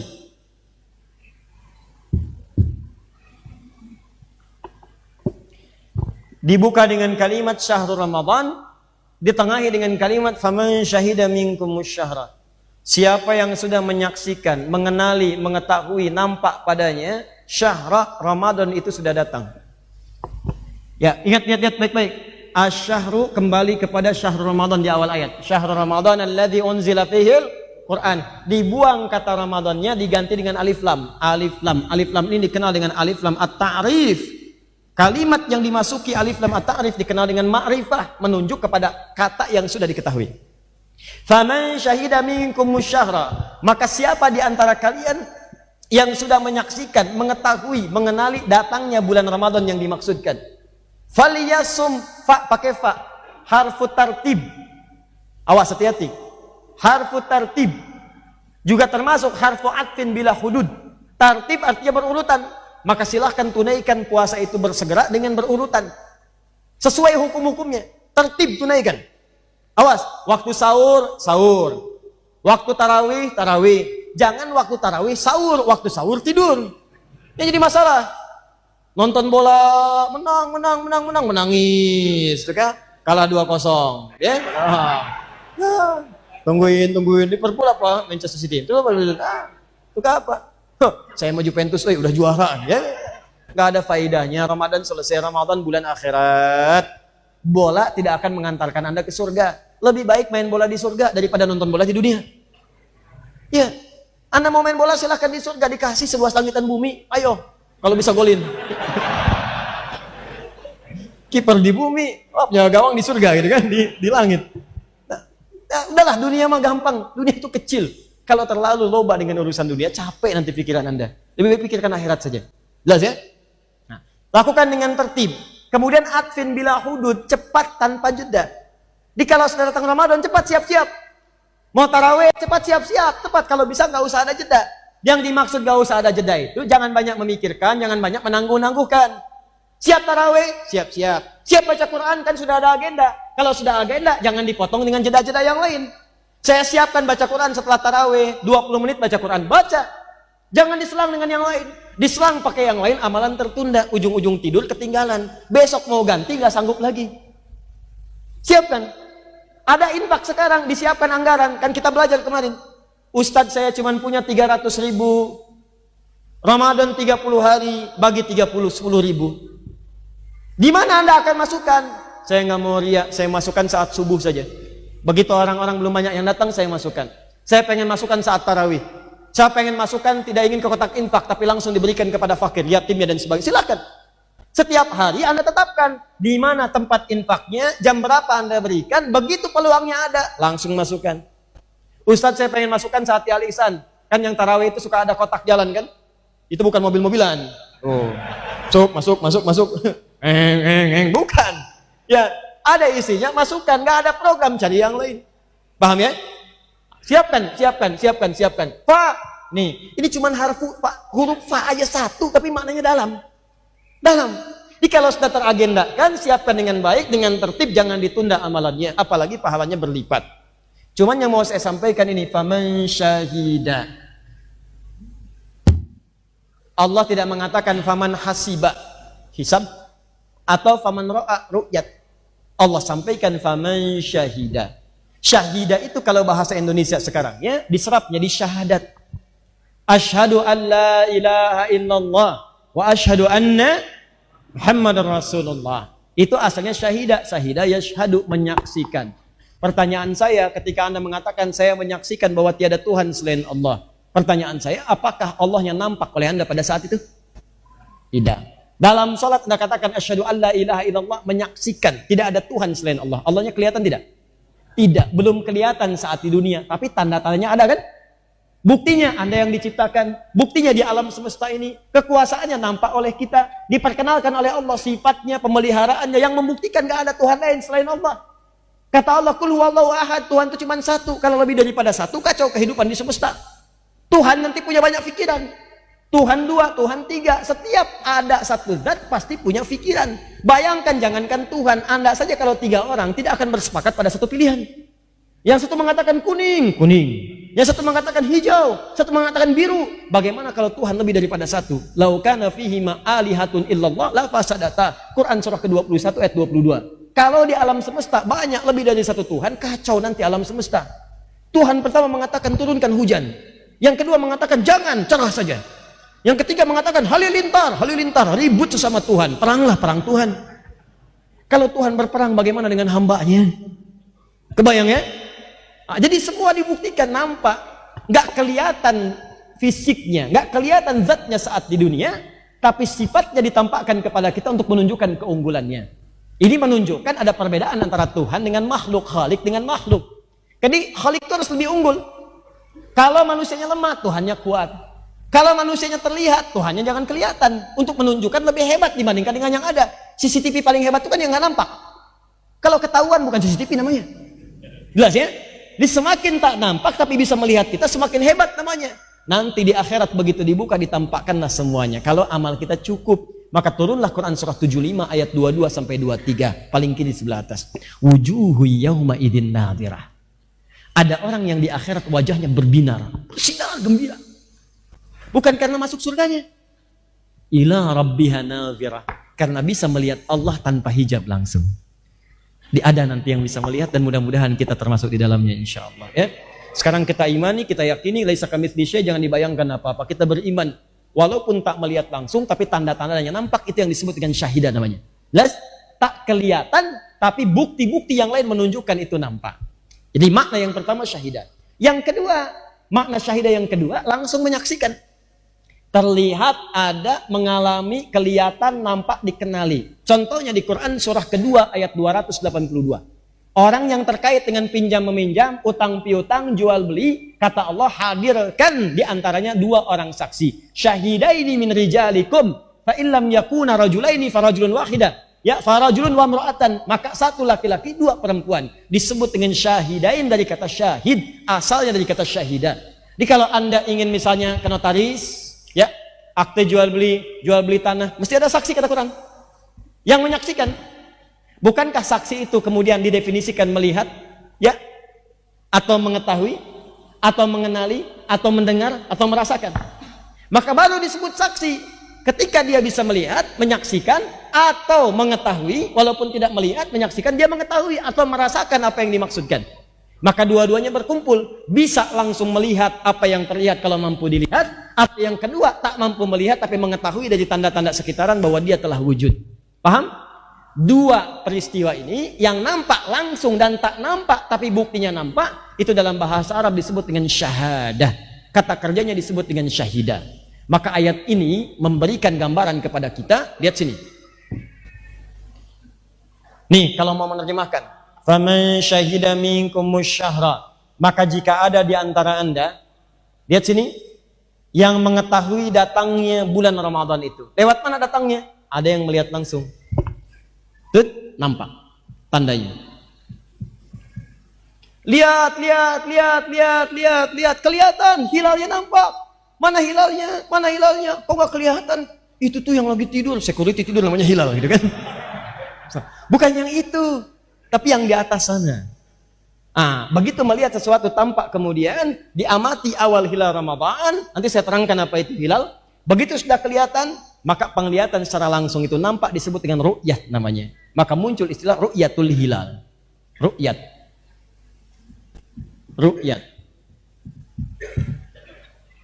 Awas, ada ru'yah, ada ru'yah, itu beda. Kalau ru'yah melihat dalam mimpi. Ru'yah melihat dalam mimpi. Ru'yat kelihatan langsung bendanya. Jelas ya? Dari ra'a, yar'a, ra'yan, wa ru'yatan, wa ru'yaan. Kedua, waduh, gak kelihatan, gak nampak. Tapi buktinya wujud. Ada buktinya. Dari perhitungan, dari fenomena alam, dari pergantian, dari gerakan-gerakan bumi. Perhitungannya sudah lain, fenomena alamnya sudah berubah, dan seterusnya. Maka ini dirubah kalimat jadi ru'yat menjadi qaddara yuqaddiru takdiran atau hasiba yahsabu hisaban. Dikenal dengan nama takdiriyah atau hisabiyah, hisab. Lita'lamu adadas sinina wal hisab. Maka dari sini ada dua pendekatan yang dikenalkan oleh para ulama untuk mengetahui awal tibanya Ramadan. Yang pertama melihat langsung disebut dengan ru'yat, yang kedua melalui perhitungan penetapannya disebut dengan hisab. Dua-duanya tak terpisahkan. Untuk menghisab butuh data ru'yat, untuk meru'yat butuh data hisab. Dari mana taunya untuk meru'yat butuh data hisab dan untuk menghisab butuh data ru'yat? Ini yang nanti coba saya terjemahkan dengan cara yang sangat mudah. Selebihnya tanyakan pada pakar-pakarnya, saya menerangkan secara apa yang mungkin mudah untuk kita pahami. Sekarang lihat baik-baik. Bismillah. Nulis sendiri, ngapus sendiri, rangkan sendiri. Penghapus jatuh, ambil sendiri. Luar biasa. Masya Allah. Pendatang ngelihat, nulis, masuk surga lagi. Luar biasa jamaah malam ini. Allahu Akbar. Lihat sini. Satu.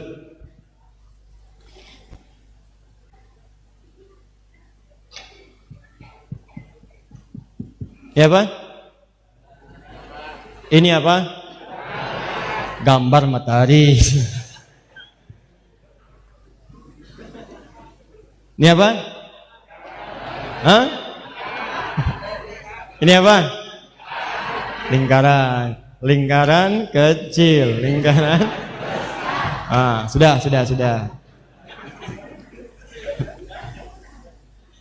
Dianggap bulan. Apa ini? Bukan, anggap bulan. Ini apa? Lingkaran. Anggap saja bumi. Bumi berotasi, ya kan? Ini planet, dari bumi ada bulan, kemudian ini matahari. Semua benda-benda kemudian mengelilingi matahari, dan matahari juga kemudian berputar di porosnya masing-masing. Terus di galaksi yang kenal dengan Bima Sakti. Ya, sekarang sudah ada pembahasan sampai ke black hole. Sekarang sudah ada di beberapa benua dengan menggunakan pendekatan 8 teleskop. Itu bisa meneropong untuk mengamati sampai ke black hole, lubang hitam. Nanti ada kajian lebih dalam lagi, kita tidak masuk ke dalamnya, mungkin di episode yang berbeda ya. Lihat sini. Ini kan rotasi bumi menentukan siang malam kan? Dan dia berputar kan? Baik, bulan juga berputar, terus mengelilingi matahari, terjadi perputaran-perputaran. Secara cepat saja. Ini saya bikin garis horizon. Titik nol. Nah, secara cepat, setiap berputar tanggal 1 awal bulan, sampai dengan ke tanggal 29, maka setiap tanggal 29 hikmahnya di bulan Hijriah, bukan Masehi. Setiap tanggal 29 di bulan Hijriah, itu posisi matahari, bulan dan bumi akan sejajar. Posisinya sejajar, satu garis yang sama. Kumpul. Ya. Jadi kalau misalnya dari awal kelihatan sabit, pertengahan jadi kelihatan bulat kan? Beredar lagi terus. Jadi gampang orang Arab dulu kalau pengen lihat bulan, oh tengah-tengah nih. Kalau sudah tengah-tengah berarti kelihatan bulat. Ya, berarti itu hari pasti tanggal 13, 14, 15. Nah, setiap tanggal 29 bulan Hijrah, akhir bulan, itu posisi matahari, bulan dan bumi berada di satu garis, kumpul semuanya. Kumpul di satu tempat disebut dengan ijtima namanya. Ijtima. Ijtima. Ulama kumpul di satu tempat, ijtima ulama. Matahari, bulan, bumi kumpul di satu tempat, satu garis yang sama, disebut dengan ijtima. Bahasa ilmiahnya disebut dengan konjungsi namanya. Konjungsi, bukan konjungsi bahasa Indonesia, disambung ya. Konjungsi. Ini terjadi setiap tanggal berapa? 29. Bulannya bukan Masehi tapi Hijriah. Ingat, bukan Masehi tapi apa? Hijriah. Setiap tanggal 29 maka akan terjadi posisi seperti ini. Fokus baik-baik ya, fokus baik-baik. Kalau sudah terjadi ijtima setiap tanggal 29 di akhir setiap bulan Hijriah, ini menandakan bulan itu akan berakhir masanya. Harinya akan berakhir, bulannya akan berakhir. Besoknya akan masuk kepada hari yang baru di bulan yang baru. Jadi kalau sudah masuk ke fase tanggal 29 Hijrah, ada ijtima matahari, bulan dan bumi, ini menunjukkan posisi itu sudah di akhir hari di bulan yang dimaksudkan. Misal, sekarang kita ada di bulan apa? Sya'ban. Sya'ban bulan ke-7 atau ke-6? 8. Sya'ban. Nah, antum masuk misalnya tanggal 29 Sya'ban. Sekarang 29 Sya'ban insya Allah akan bertepatan dengan tanggal 5 Mei. 5 Mei 2019. Fokus. 5 Mei 2019, 29 Sya'ban, maka posisi matahari, bulan dan bintang nanti akan berada di satu garis sejajar. Ya, ini posisi disebut ijtima, konjungsi, tanggal 29 Hijrah berada di satu garis yang sama. Dari horizon itu nampak, ini titik 0 derajat. Nah, saat ijtima ini, kalau ijtimanya terjadi, peristiwa ini, sebelum maghrib, kan nanti matahari bergeser kan, ke barat. Ya, mau tenggelam kan? Matahari tenggelam saat akan ke maghrib kan? Tenggelam. Bukankah nanti saat matahari tenggelam, bulannya naik? Ya kan? Nah nanti tenggelamnya mengikuti matahari kan belakangan? Matahari tenggelam duluan, baru bulan kan? Baik. Jadi saat ini tenggelam, ke bawah. Ini garis pantai misalnya, horizonnya kita lihat, matahari mulai tenggelam. Makanya banyak orang melihat ke pantai. Ya, turun, tenggelam matahari sampai ke sini. Tiba-tiba baru bulan kemudian menyusul. Saat matahari ya tenggelam, bulannya kemudian nampak turun, tersisa sedikit di sini. Kan berputar kan? Saat matahari turun, bulannya nampak kelihatan dari sini, tinggal segini lagi. Kalau kita naikkan ke atas seperti ini, nampak. Ini yang disebut dengan hilal. Seperti sabit. Jadi kalau Anda turunkan seperti ini, bentuknya seperti sabit. Kadang-kadang tipis begini. Kadang-kadang kalau ngelihatnya dari sini bisa berbentuk seperti ini. Cahaya. Ini disebut dengan hilal. Di saat mataharinya kemudian tenggelam tanggal 29 di barat, turun, kelihatan sebagian dari bulannya, nampak sedikit kelihatan, itu yang disebut dengan hilal namanya. Itu pertanda hari baru telah masuk, waktunya masuk, bulannya berakhir, datanglah bulan baru. Nah teman-teman, untuk Sya'ban tahun ini 1440 Hijrah, peristiwanya terjadi pada tanggal 5 Mei tahun 2019. Ijtima ini terjadi pada jam 5 pagi lewat 48 menit 25 detik. Jam 5 lewat 48 lewat 25. Terjadilah ijtima ini. Nah selama jam 5 sampai dengan jam 6 kan matahari bergeser ke barat. Ya kan? Setiap sekian derajat naik, turun sampai dengan ke barat. Begitu turun bulannya nampak. Saat matahari turun ini, itu ketinggian bulannya sudah di atas 2 derajat. Ketinggiannya sudah 5 derajat. 48 menit 20 detik. Plus 5, 48, 20 detik. Kalau sudah di atas 0 derajat, apalagi di atas 2 derajat, nah pemerintah sudah menetapkan, mohon maaf, dataran pemerintah itu 2 derajat. Jadi kalau sudah 2 derajat, itu bisa dipastikan besoknya menurut kalender pemerintah, itu akan terjadi bulan Ramadan. Kalau di bawah 2 derajat, itu insya Allah digenapkan bilangan bulan Sya'ban jadi 30, kemudian selanjutnya baru lusanya puasa Ramadan. Tahun ini Alhamdulillah, posisi hilalnya 5 derajat di atas ufuk. Karena 5 derajat, yang ru'yat pasti kelihatan insya Allah. Yang hisab mah nggak mikirin, asal udah di atas 0, besoknya Ramadan. Karena yang hisab prinsipnya di atas 0, yang penting di atas 0, mau 1 derajat, mau 2 derajat, mau 3 derajat, yang penting di atas 1, sudah pindah waktu. Apa prinsipnya? Prinsipnya pindah. Contoh, ini Anda bisa paham kenapa banyak orang berselisih. Ini jam 12.00. Paham? Ini jam 6. Di sini ada jam misalnya 3, di sini jam 9. Lihat sini. Ini jarum jam yang pendek, ini yang panjang.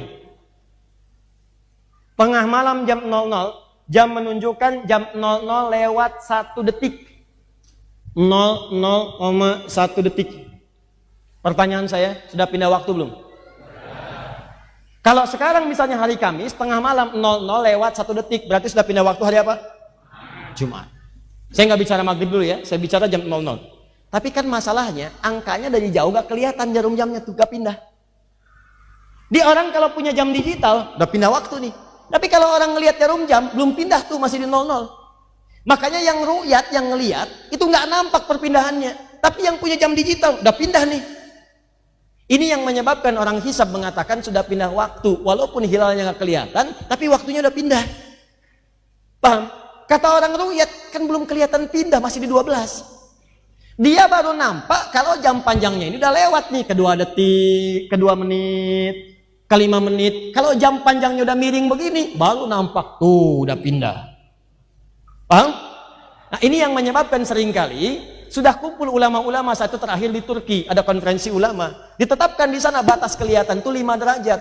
5 derajat baru nampak. Oleh pemerintah kita diambil pertengahan untuk menengahi antara aliran hisab dengan ru'yat, ambillah 2.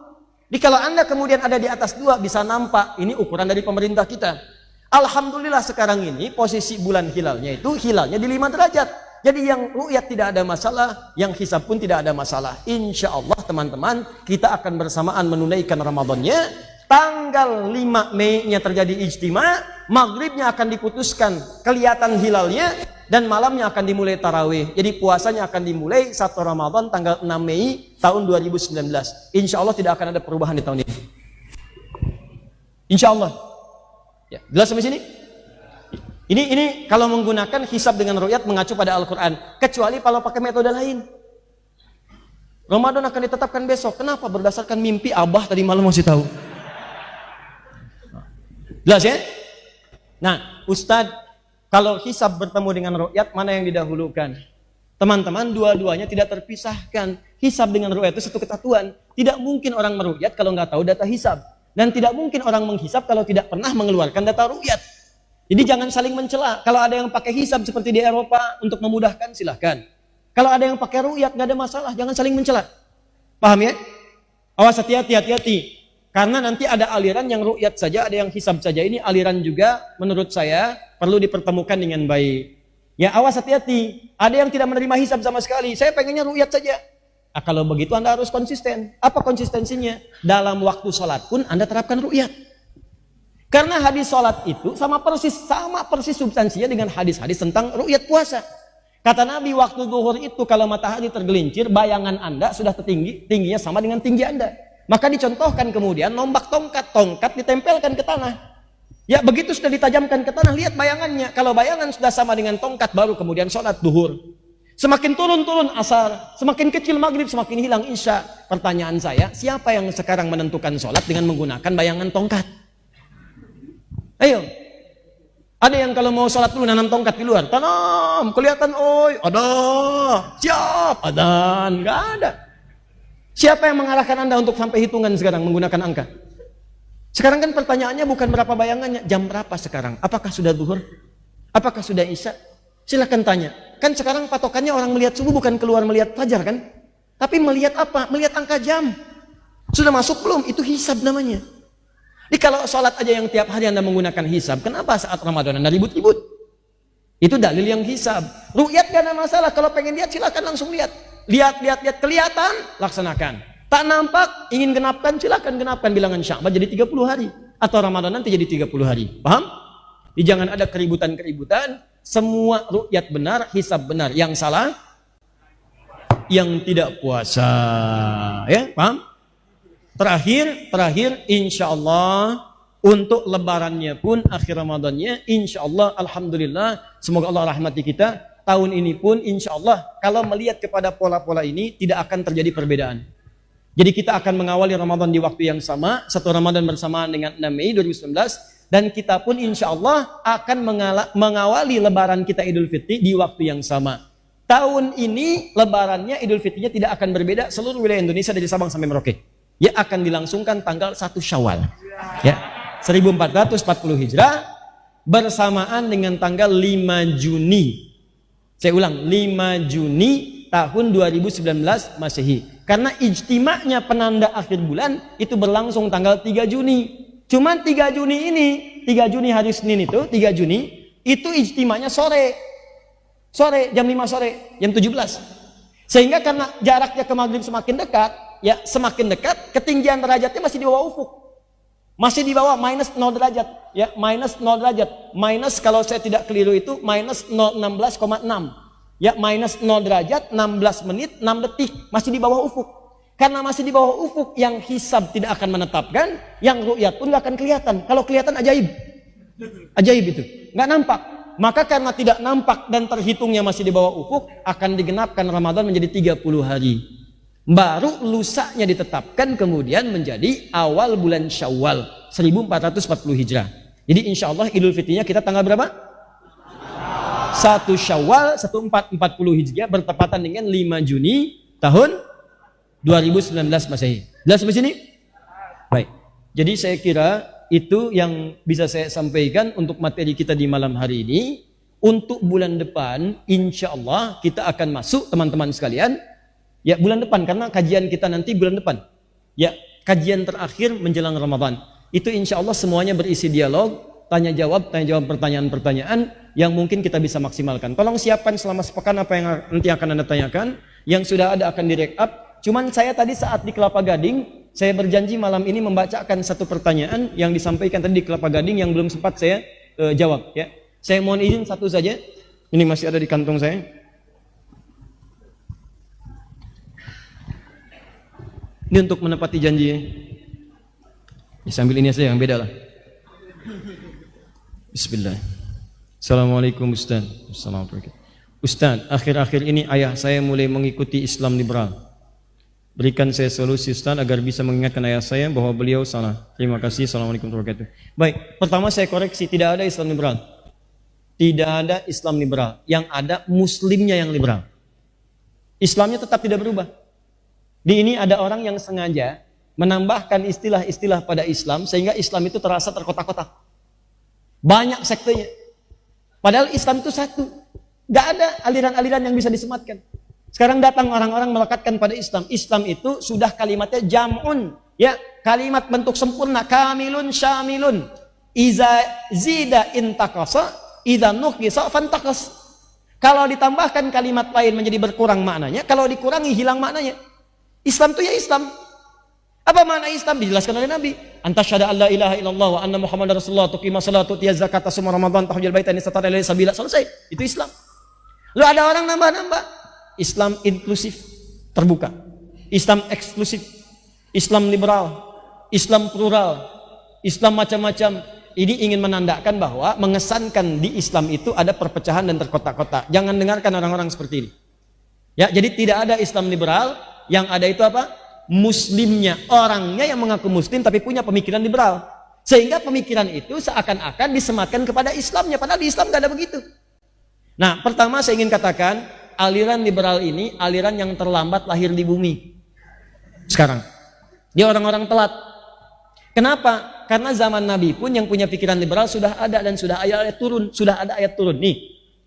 Zaman Nabi ada seorang Yahudi namanya Ka'ab bin Ashraf.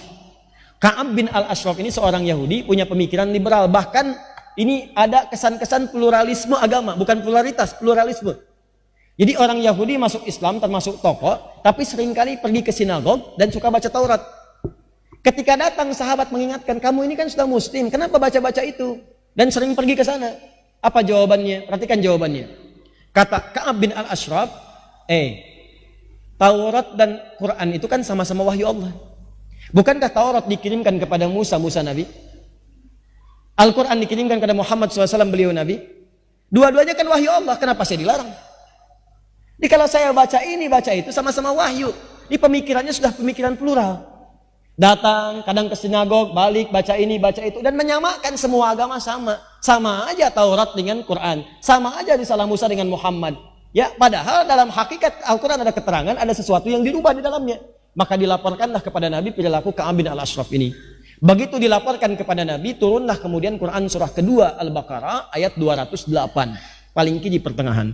Ya ayyuhalladzina amanu dukhulu fis silmi kaffah. Hei orang-orang beriman, kalau sudah menyatakan masuk Islam, sudah beriman, maka masuklah kepada Islam dengan kafah. Jangan campur adukan ajaran Islam dengan yang lain-lain. Jangan bawa pemikiran kamu untuk menyimpulkan satu ajaran dalam Islam. Maka keluar kalimat Nabi yang sangat populer. Lau kana Musa hayyan. Kalaulah Musa masih hidup sekarang, dia akan meninggalkan ajaran yang dulu dan masuk kepada mengikuti ajaran saya. Karena ajaran Islam penyempurna. Datang dengan risalah yang terakhir, menyempurnakan yang sebelumnya, maka yang sebelumnya diikutkan kepada yang sudah ada. Saya tanya pada Anda, kalau Anda punya rangkuman-rangkuman isi buku, kemudian dibawakan edisi yang paling lengkap, apakah Anda yang baca yang tipis atau Anda baca yang lengkap? Yang tipis ini ada yang lengkap atau tidak? Ada. Makanya orang sering mencari edisi yang paling sempurna. Revisi, edisi paling sempurna. Quran gak ada revisi lagi. Semua ajaran di masa lalu sampai ke Nabi Adam, itu ada dalam Al-Quran. Karena itu kalau ada nabi-nabi, kata Nabi Muhammad SAW masih hidup termasuk Musa, tentu dia akan ikut kepada saya dan mengikuti syariat saya. Maka merah padam muka Nabi untuk menunjukkan kekesalan beliau dan meminta kepada Ka'ab bin Ashraf untuk taubat dengan turunnya ayat tadi. Jadi tokoh utama di zaman Nabi yang hadir kemudian membawa aliran liberal dan pluralisme itu ada seorang Yahudi bernama Ka'ab bin Ashraf. Turun ayat, dihentikan ajarannya, dikembalikan kepada Quran. Diminta semua orang taubat, kembalilah kemudian kepada ajaran yang benar. Setelah semuanya benar, muncul lagi orang sekarang. Jadi pertanyaan. Ini hati-hati pada aliran-aliran semacam ini, ya. Jika ada yang mengatakan bertentangan dengan hukum Al-Quran atau hadis, hati-hati. Jangan banyak energi untuk mengikuti. Kata Quran sederhana, Quran surah keempat ayat 140, paling kiri sebelah bawah. Wa qad nazzala 'alaikum fil kitab, telah tetap ketentuan dalam Al-Quran Al-Kitab, an idza sami'tum ayatillahi yukfaru biha. Kalau Anda mendengar ayat-ayat Allah itu sering diingkari. Ada yang mengolok-olok wa yustahza'u biha, atau ngolok-ngolok nih. Ngolok-ngolok yang berjilbab, ngolok-ngolok ayat Quran, ngolok-ngolok ayat hadis, ngolok-ngolok orang yang berubah, ya keluar kata-kata meme-meme yang tidak bagus, kalimat-kalimat yang mengesankan pelecehan. Kata Quran, jangan buang-buang energi dengan balas mencela, gak ada kerjaan. Mencela yang sudah kotor, buang-buang energi. Mencela yang sudah tercela, gak ada kerjaan. Dah. Fala taqudu ma'hum, acuhkan aja. Acuhkan. Kalau bikin status, gak usah dibalas, cuekin aja, ntar mati sendiri. Sudah. Kalau dia ada tayangan TV, nggak usah ditonton, ratingnya turun, habis. Nggak usah di follow, sudah. Jangan bikin panggung untuk orang itu sehingga merasa kegeeran. Saya banyak ditanya nih, ada di soal. Ustadz mengucapkan kepada seseorang bahwa akan membimbing dia ke surga dan sebagainya. Ya, bagaimana keterangan Ustadz seperti itu? Ada yang mengatakan ini orang sudah merasa jadi ahli surga. Ada yang mengatakan ini orang sombong, orang takabur, orang ini. Sampai belakangan ada yang nulis kemudian di Instagramnya begini. Kami ikhlas, silahkan bawa ke surga dan seterusnya. Saya katakan orang ketika melihat apa yang saya sampaikan akan terbagi pada 3 bagian.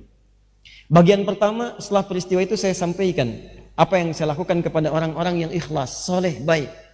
Ulama-ulama yang sangat sekali tawadu. Saya sampaikan, saya baru menyampaikan begini. Apa responnya? Langsung kepada saya dikatakan, Masya Allah, tarhib wa targhib.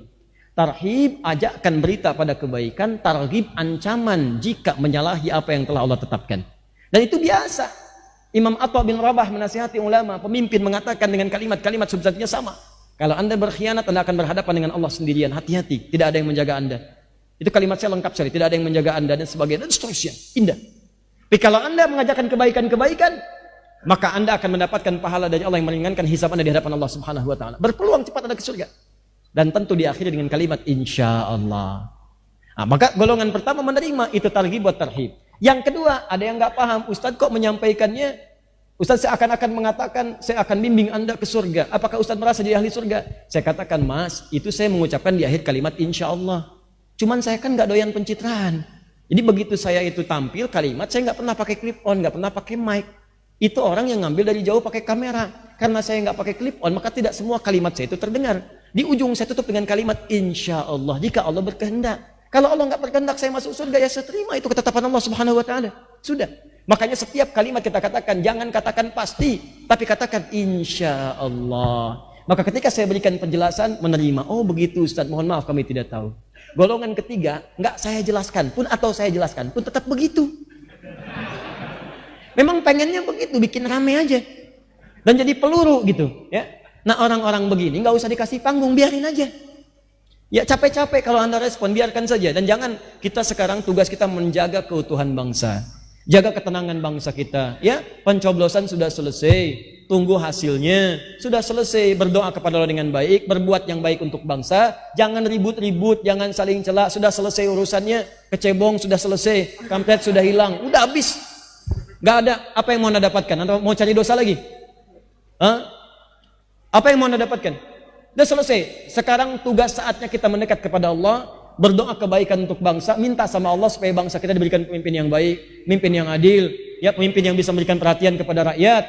Lalu kita tunjukkan, kita damai, kita tenang, jaga keutuhan, kemudian beraktivitas dengan normal, saling menghormati. Kalau perlu untuk doakan tuh orang-orang yang sering berbeda pendapat. Antum dengan teman beda pilihan, sekarang selesai. Akhi, minta maaf ya kalau ada yang salah. Yuk kita berdoa untuk yang baik-baik. Ajak begitu, sekarang kampanyekan yang baik-baik. Urusan yang lain-lain serahkan pada Allah, ikhtiar yang baik. Ya, yang baik berbuat jujur, jangan curang, jangan macam-macam, sudah selesai. Urusan kita berikhtiar, berdoa, jaga kemudian ketenangan-ketenangan. Paham insyaallah?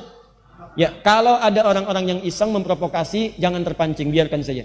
Saya terakhir di jalan tadi saya menerima ada orang yang merubah kata-kata, ya, dari merek sepatu jadi Adi Somad dan macam-macam. Ya, saya nggak peduli. Ya, biarin aja, nggak apa-apa, jangan dibalas dengan celaan lagi. Sudah, jangan usah dibalas. Tidak usah dibalas, kita doakan dengan yang baik. Tapi saya mau ingatkan, ketika lisan Anda sudah tajam pada seorang ulama, maka itulah awal kehancuran karir Anda dalam kehidupan dunia. Ingat baik-baik kalimat itu. Ketika lisan Anda sudah mulai tajam pada ulama dengan cara yang tidak tepat, apakah penghinaan, pelecehan, maka itu tanda awal kejatuhan karir Anda dalam urusan dunia dan ancaman Allah untuk urusan akhirat. Pilihannya cuma dua. Ada orang yang dengan itu bisa tobat, ada orang yang istidraj, dia terhempas dalam keburukan-keburukannya dan menambah dosa-dosanya di situ. Maka jangan biarkan saudara kita terjerembab dalam dosa, kita berdoa kepada Allah supaya diberikan hidayah. Jangan berbuat hal yang sama. Balas keburukan dengan kebaikan. Ya, maka dengan kebaikan itu mendatangkan pahala dari Allah Subhanahu wa taala. Paham? Baik. Itu pesan saya, ini harus saya sampaikan supaya kita terjaga dalam kebaikan-kebaikan. Ya, jangan bersitegang, tinggalkan keburukan-keburukan, siap berbakti untuk bangsa, siap insyaallah. Ya, berbuat maslahat, siap. Baik, maka ikuti seruan saya, jaga kedamaian, hadirkan ketenangan, jangan saling mencela, kemudian mohon doa kepada Allah supaya bangsa ini diberkahi oleh Allah Subhanahu wa taala. Ya. Kemudian bagaimana Ustadz tentang yang liberal tadi? Pertama, berdoa kepada Allah di keheningan malam dalam sujud, tahajud, minta kepada Allah supaya ayah diberikan petunjuk, ya. Minta. Kemudian yang kedua, hadirkan ceramah-ceramah yang membahas tentang Islam liberal. Bahayanya dan seterusnya, buku-bukunya. Saya sarankan beli buku-buku misalnya yang ditulis oleh teman-teman di INSIS. Ya, ada Ustadz misalnya Fahmi Zarkasi yang di Miumi. Ada Ustadz Adian Husaini. Ya, ada Ustadz Ugi Sugiharto. Itu bagus tulisannya. Dan itu mencerahkan, objektif, tidak mencela orang tapi memberikan penjelasan objektif tentang pemikiran. Tentang pemikiran. Beli buku Mishkat karangan Ustadz Hamid, ya, Fahmi Zarkasi. Beliau anak keturunan dari Gontor, pemikir yang sangat hebat. Saat menuliskan buku Mishkat, langsung buku itu ada di perpustakaan Washington di Amerika. Saking dahsyatnya, saking bagusnya isi bukunya. Silakan Anda baca, cari media Islamia yang ditulis oleh teman-teman pemikir supaya ada pembanding. Jadi ketika ayah Anda tadi terjerumus dalam pemikiran yang tadi, berikan buku tadi, berikan bacaan tadi, berikan ceramah-ceramahnya di YouTube supaya ada perbandingan antara pemikiran tadi dengan pemikiran-pemikiran yang lebih baik lagi. Jelas di sini? Baik, terakhir. Insya Allah besok hari Jumat. Maka mulai siapkan sunnah-sunnah Jumat. Surat Al-Kahf jangan lupa, potong kuku, berdoa kepada Allah, hidupkan sunnah-sunnahnya. Kemudian yang kedua, untuk hari Sabtu, ini mungkin kajian terbatas karena ini kajian untuk menyiapkan penghuni Taman Firdausi. Tapi nanti akan di-live-kan di Akhir TV tentang kajian bagaimana menjadi penghuni Taman Firdaus yang terbaik. Ya, waktunya siang dari jam 12 sampai kurang lebih jam 3 menjelang asar. Nanti akan ada kajian tersambung lewat Akhir TV saja. Kemudian hari Ahad, insya Allah kami akan terbang ke Jepang. Tentunya pesawatnya yang terbang, saya ikut ke dalam pesawat. Dan akan tersambung dari Jepang hari Senin dan Selasa. Senin kami di Tokyo dan Selasa di Osaka. Insya Allah teman-teman sekalian, mudah-mudahan saudara-saudara di sana diberikan kesehatan. Nanti ada ketersambungan dari sana untuk juga melakukan rekaman. Dan rekaman itu nanti akan ditampilkan di bulan Ramadan. Insya Allah nanti kami akan memberikan materi Ramadan yang lebih lengkap saat di bulan Ramadan tanggal 1 sampai akhir Ramadan melalui channel Trans TV insya Allah. Ya, waktunya sekitar 30 menit, jadi agak panjang untuk bisa menerangkan. Baik, kemudian untuk yang itikaf, barangkali masjid ini akan menerima secara terbatas, tapi tolong pastikan yang belum punya Mushaf At-Taisir, juga buku yang telah kami siapkan, ini insya Allah sedang cetak 10.000 nih, sedang kita tunggu. Dan nanti kita cetak 10.000 lagi, pokoknya kalau ada rezeki kita cetak. Ini 20.000 kita siapkan, nanti insya Allah kita bagikan lagi, tapi prakteknya dimulai di Ramadan. Nanti insya Allah Ramadan itu saya akan fokus memberikan bimbingan Quran saja, nanti disampaikan lewat video Akhir TV. Anda yang bisa bergabung silahkan bergabung. Yang nggak bisa datang, masuk lewat saluran TV-nya, perhatikan bagaimana bimbingannya. Karena nanti kita akan berikan bimbingan spesial dalam 30 hari menghafal Quran 30 juz. Jadi Anda bisa praktekkan setiap harinya bagaimana caranya. Anda bisa pelajari langsung dari rumah Anda tanpa harus berada di masjid. Untuk yang itikaf nanti, insya Allah nanti akan ada kelompok-kelompok yang akan dibimbing. Dan mohon maaf barangkali kapasitasnya akan agak terbatas. Mungkin nanti akan dibuka pendaftaran. Kalaupun tidak ada di sini, silahkan tersambung lewat saluran Akhir TV-nya. Mudah-mudahan di situ nanti ada bimbingan yang bisa diikuti. Jelas insya Allah? Baik, kalau sudah jelas, kita akhiri. Semoga Allah muliakan kita semua dan memberikan fadilah-fadilah kepada kita pada pertemuan kita di malam hari ini. Allahumma rabbana atina fid dunya hasanah, fil akhirati hasanah wa qina adzabannar. Allahumma barik lana fi hadha syahr sya'ban ya rabbal alamin. Barik lana fi umurina wa barik lana fi a'malina wa balighna ramadan bis sihah wal afiyah. Allahumma ahillahu alaina bil yumni wal iman was salamati wal islam khilala khairin wa rushdin rabbi wa rabbuka Allah. Allahumma ya Allah taqabbal minna innaka antas samiul alim wa tub alaina innaka antat tawwabur rahim. Allahumma 'allimna ma yanfa'una. اللهم فهمنا يا الله ما تعلمنا لا تدع لنا في مقامنا هذا ذنبا إلا غفرته ولا هما إلا فرجته ولا دينا إلا قضيته ولا مريضا إلا شفيته ولا حاجة من حوائج الدنيا والآخرة فيها لك رضا وفيها لنا الصلاة إلا قضيتها يا أرحم الراحمين. ربنا آتنا في الدنيا حسنة وفي الآخرة حسنة وقنا عذاب النار. بفضلك سبحان ربك رب العزة عما يصفون والسلام على المرسلين وآخر دعوانا أن الحمد لله رب العالمين. Subhanakallahumma bihamdika asyhadu an la ilaha illa anta astaghfiruka wa atubu ilaik. Assalamualaikum warahmatullahi wabarakatuh.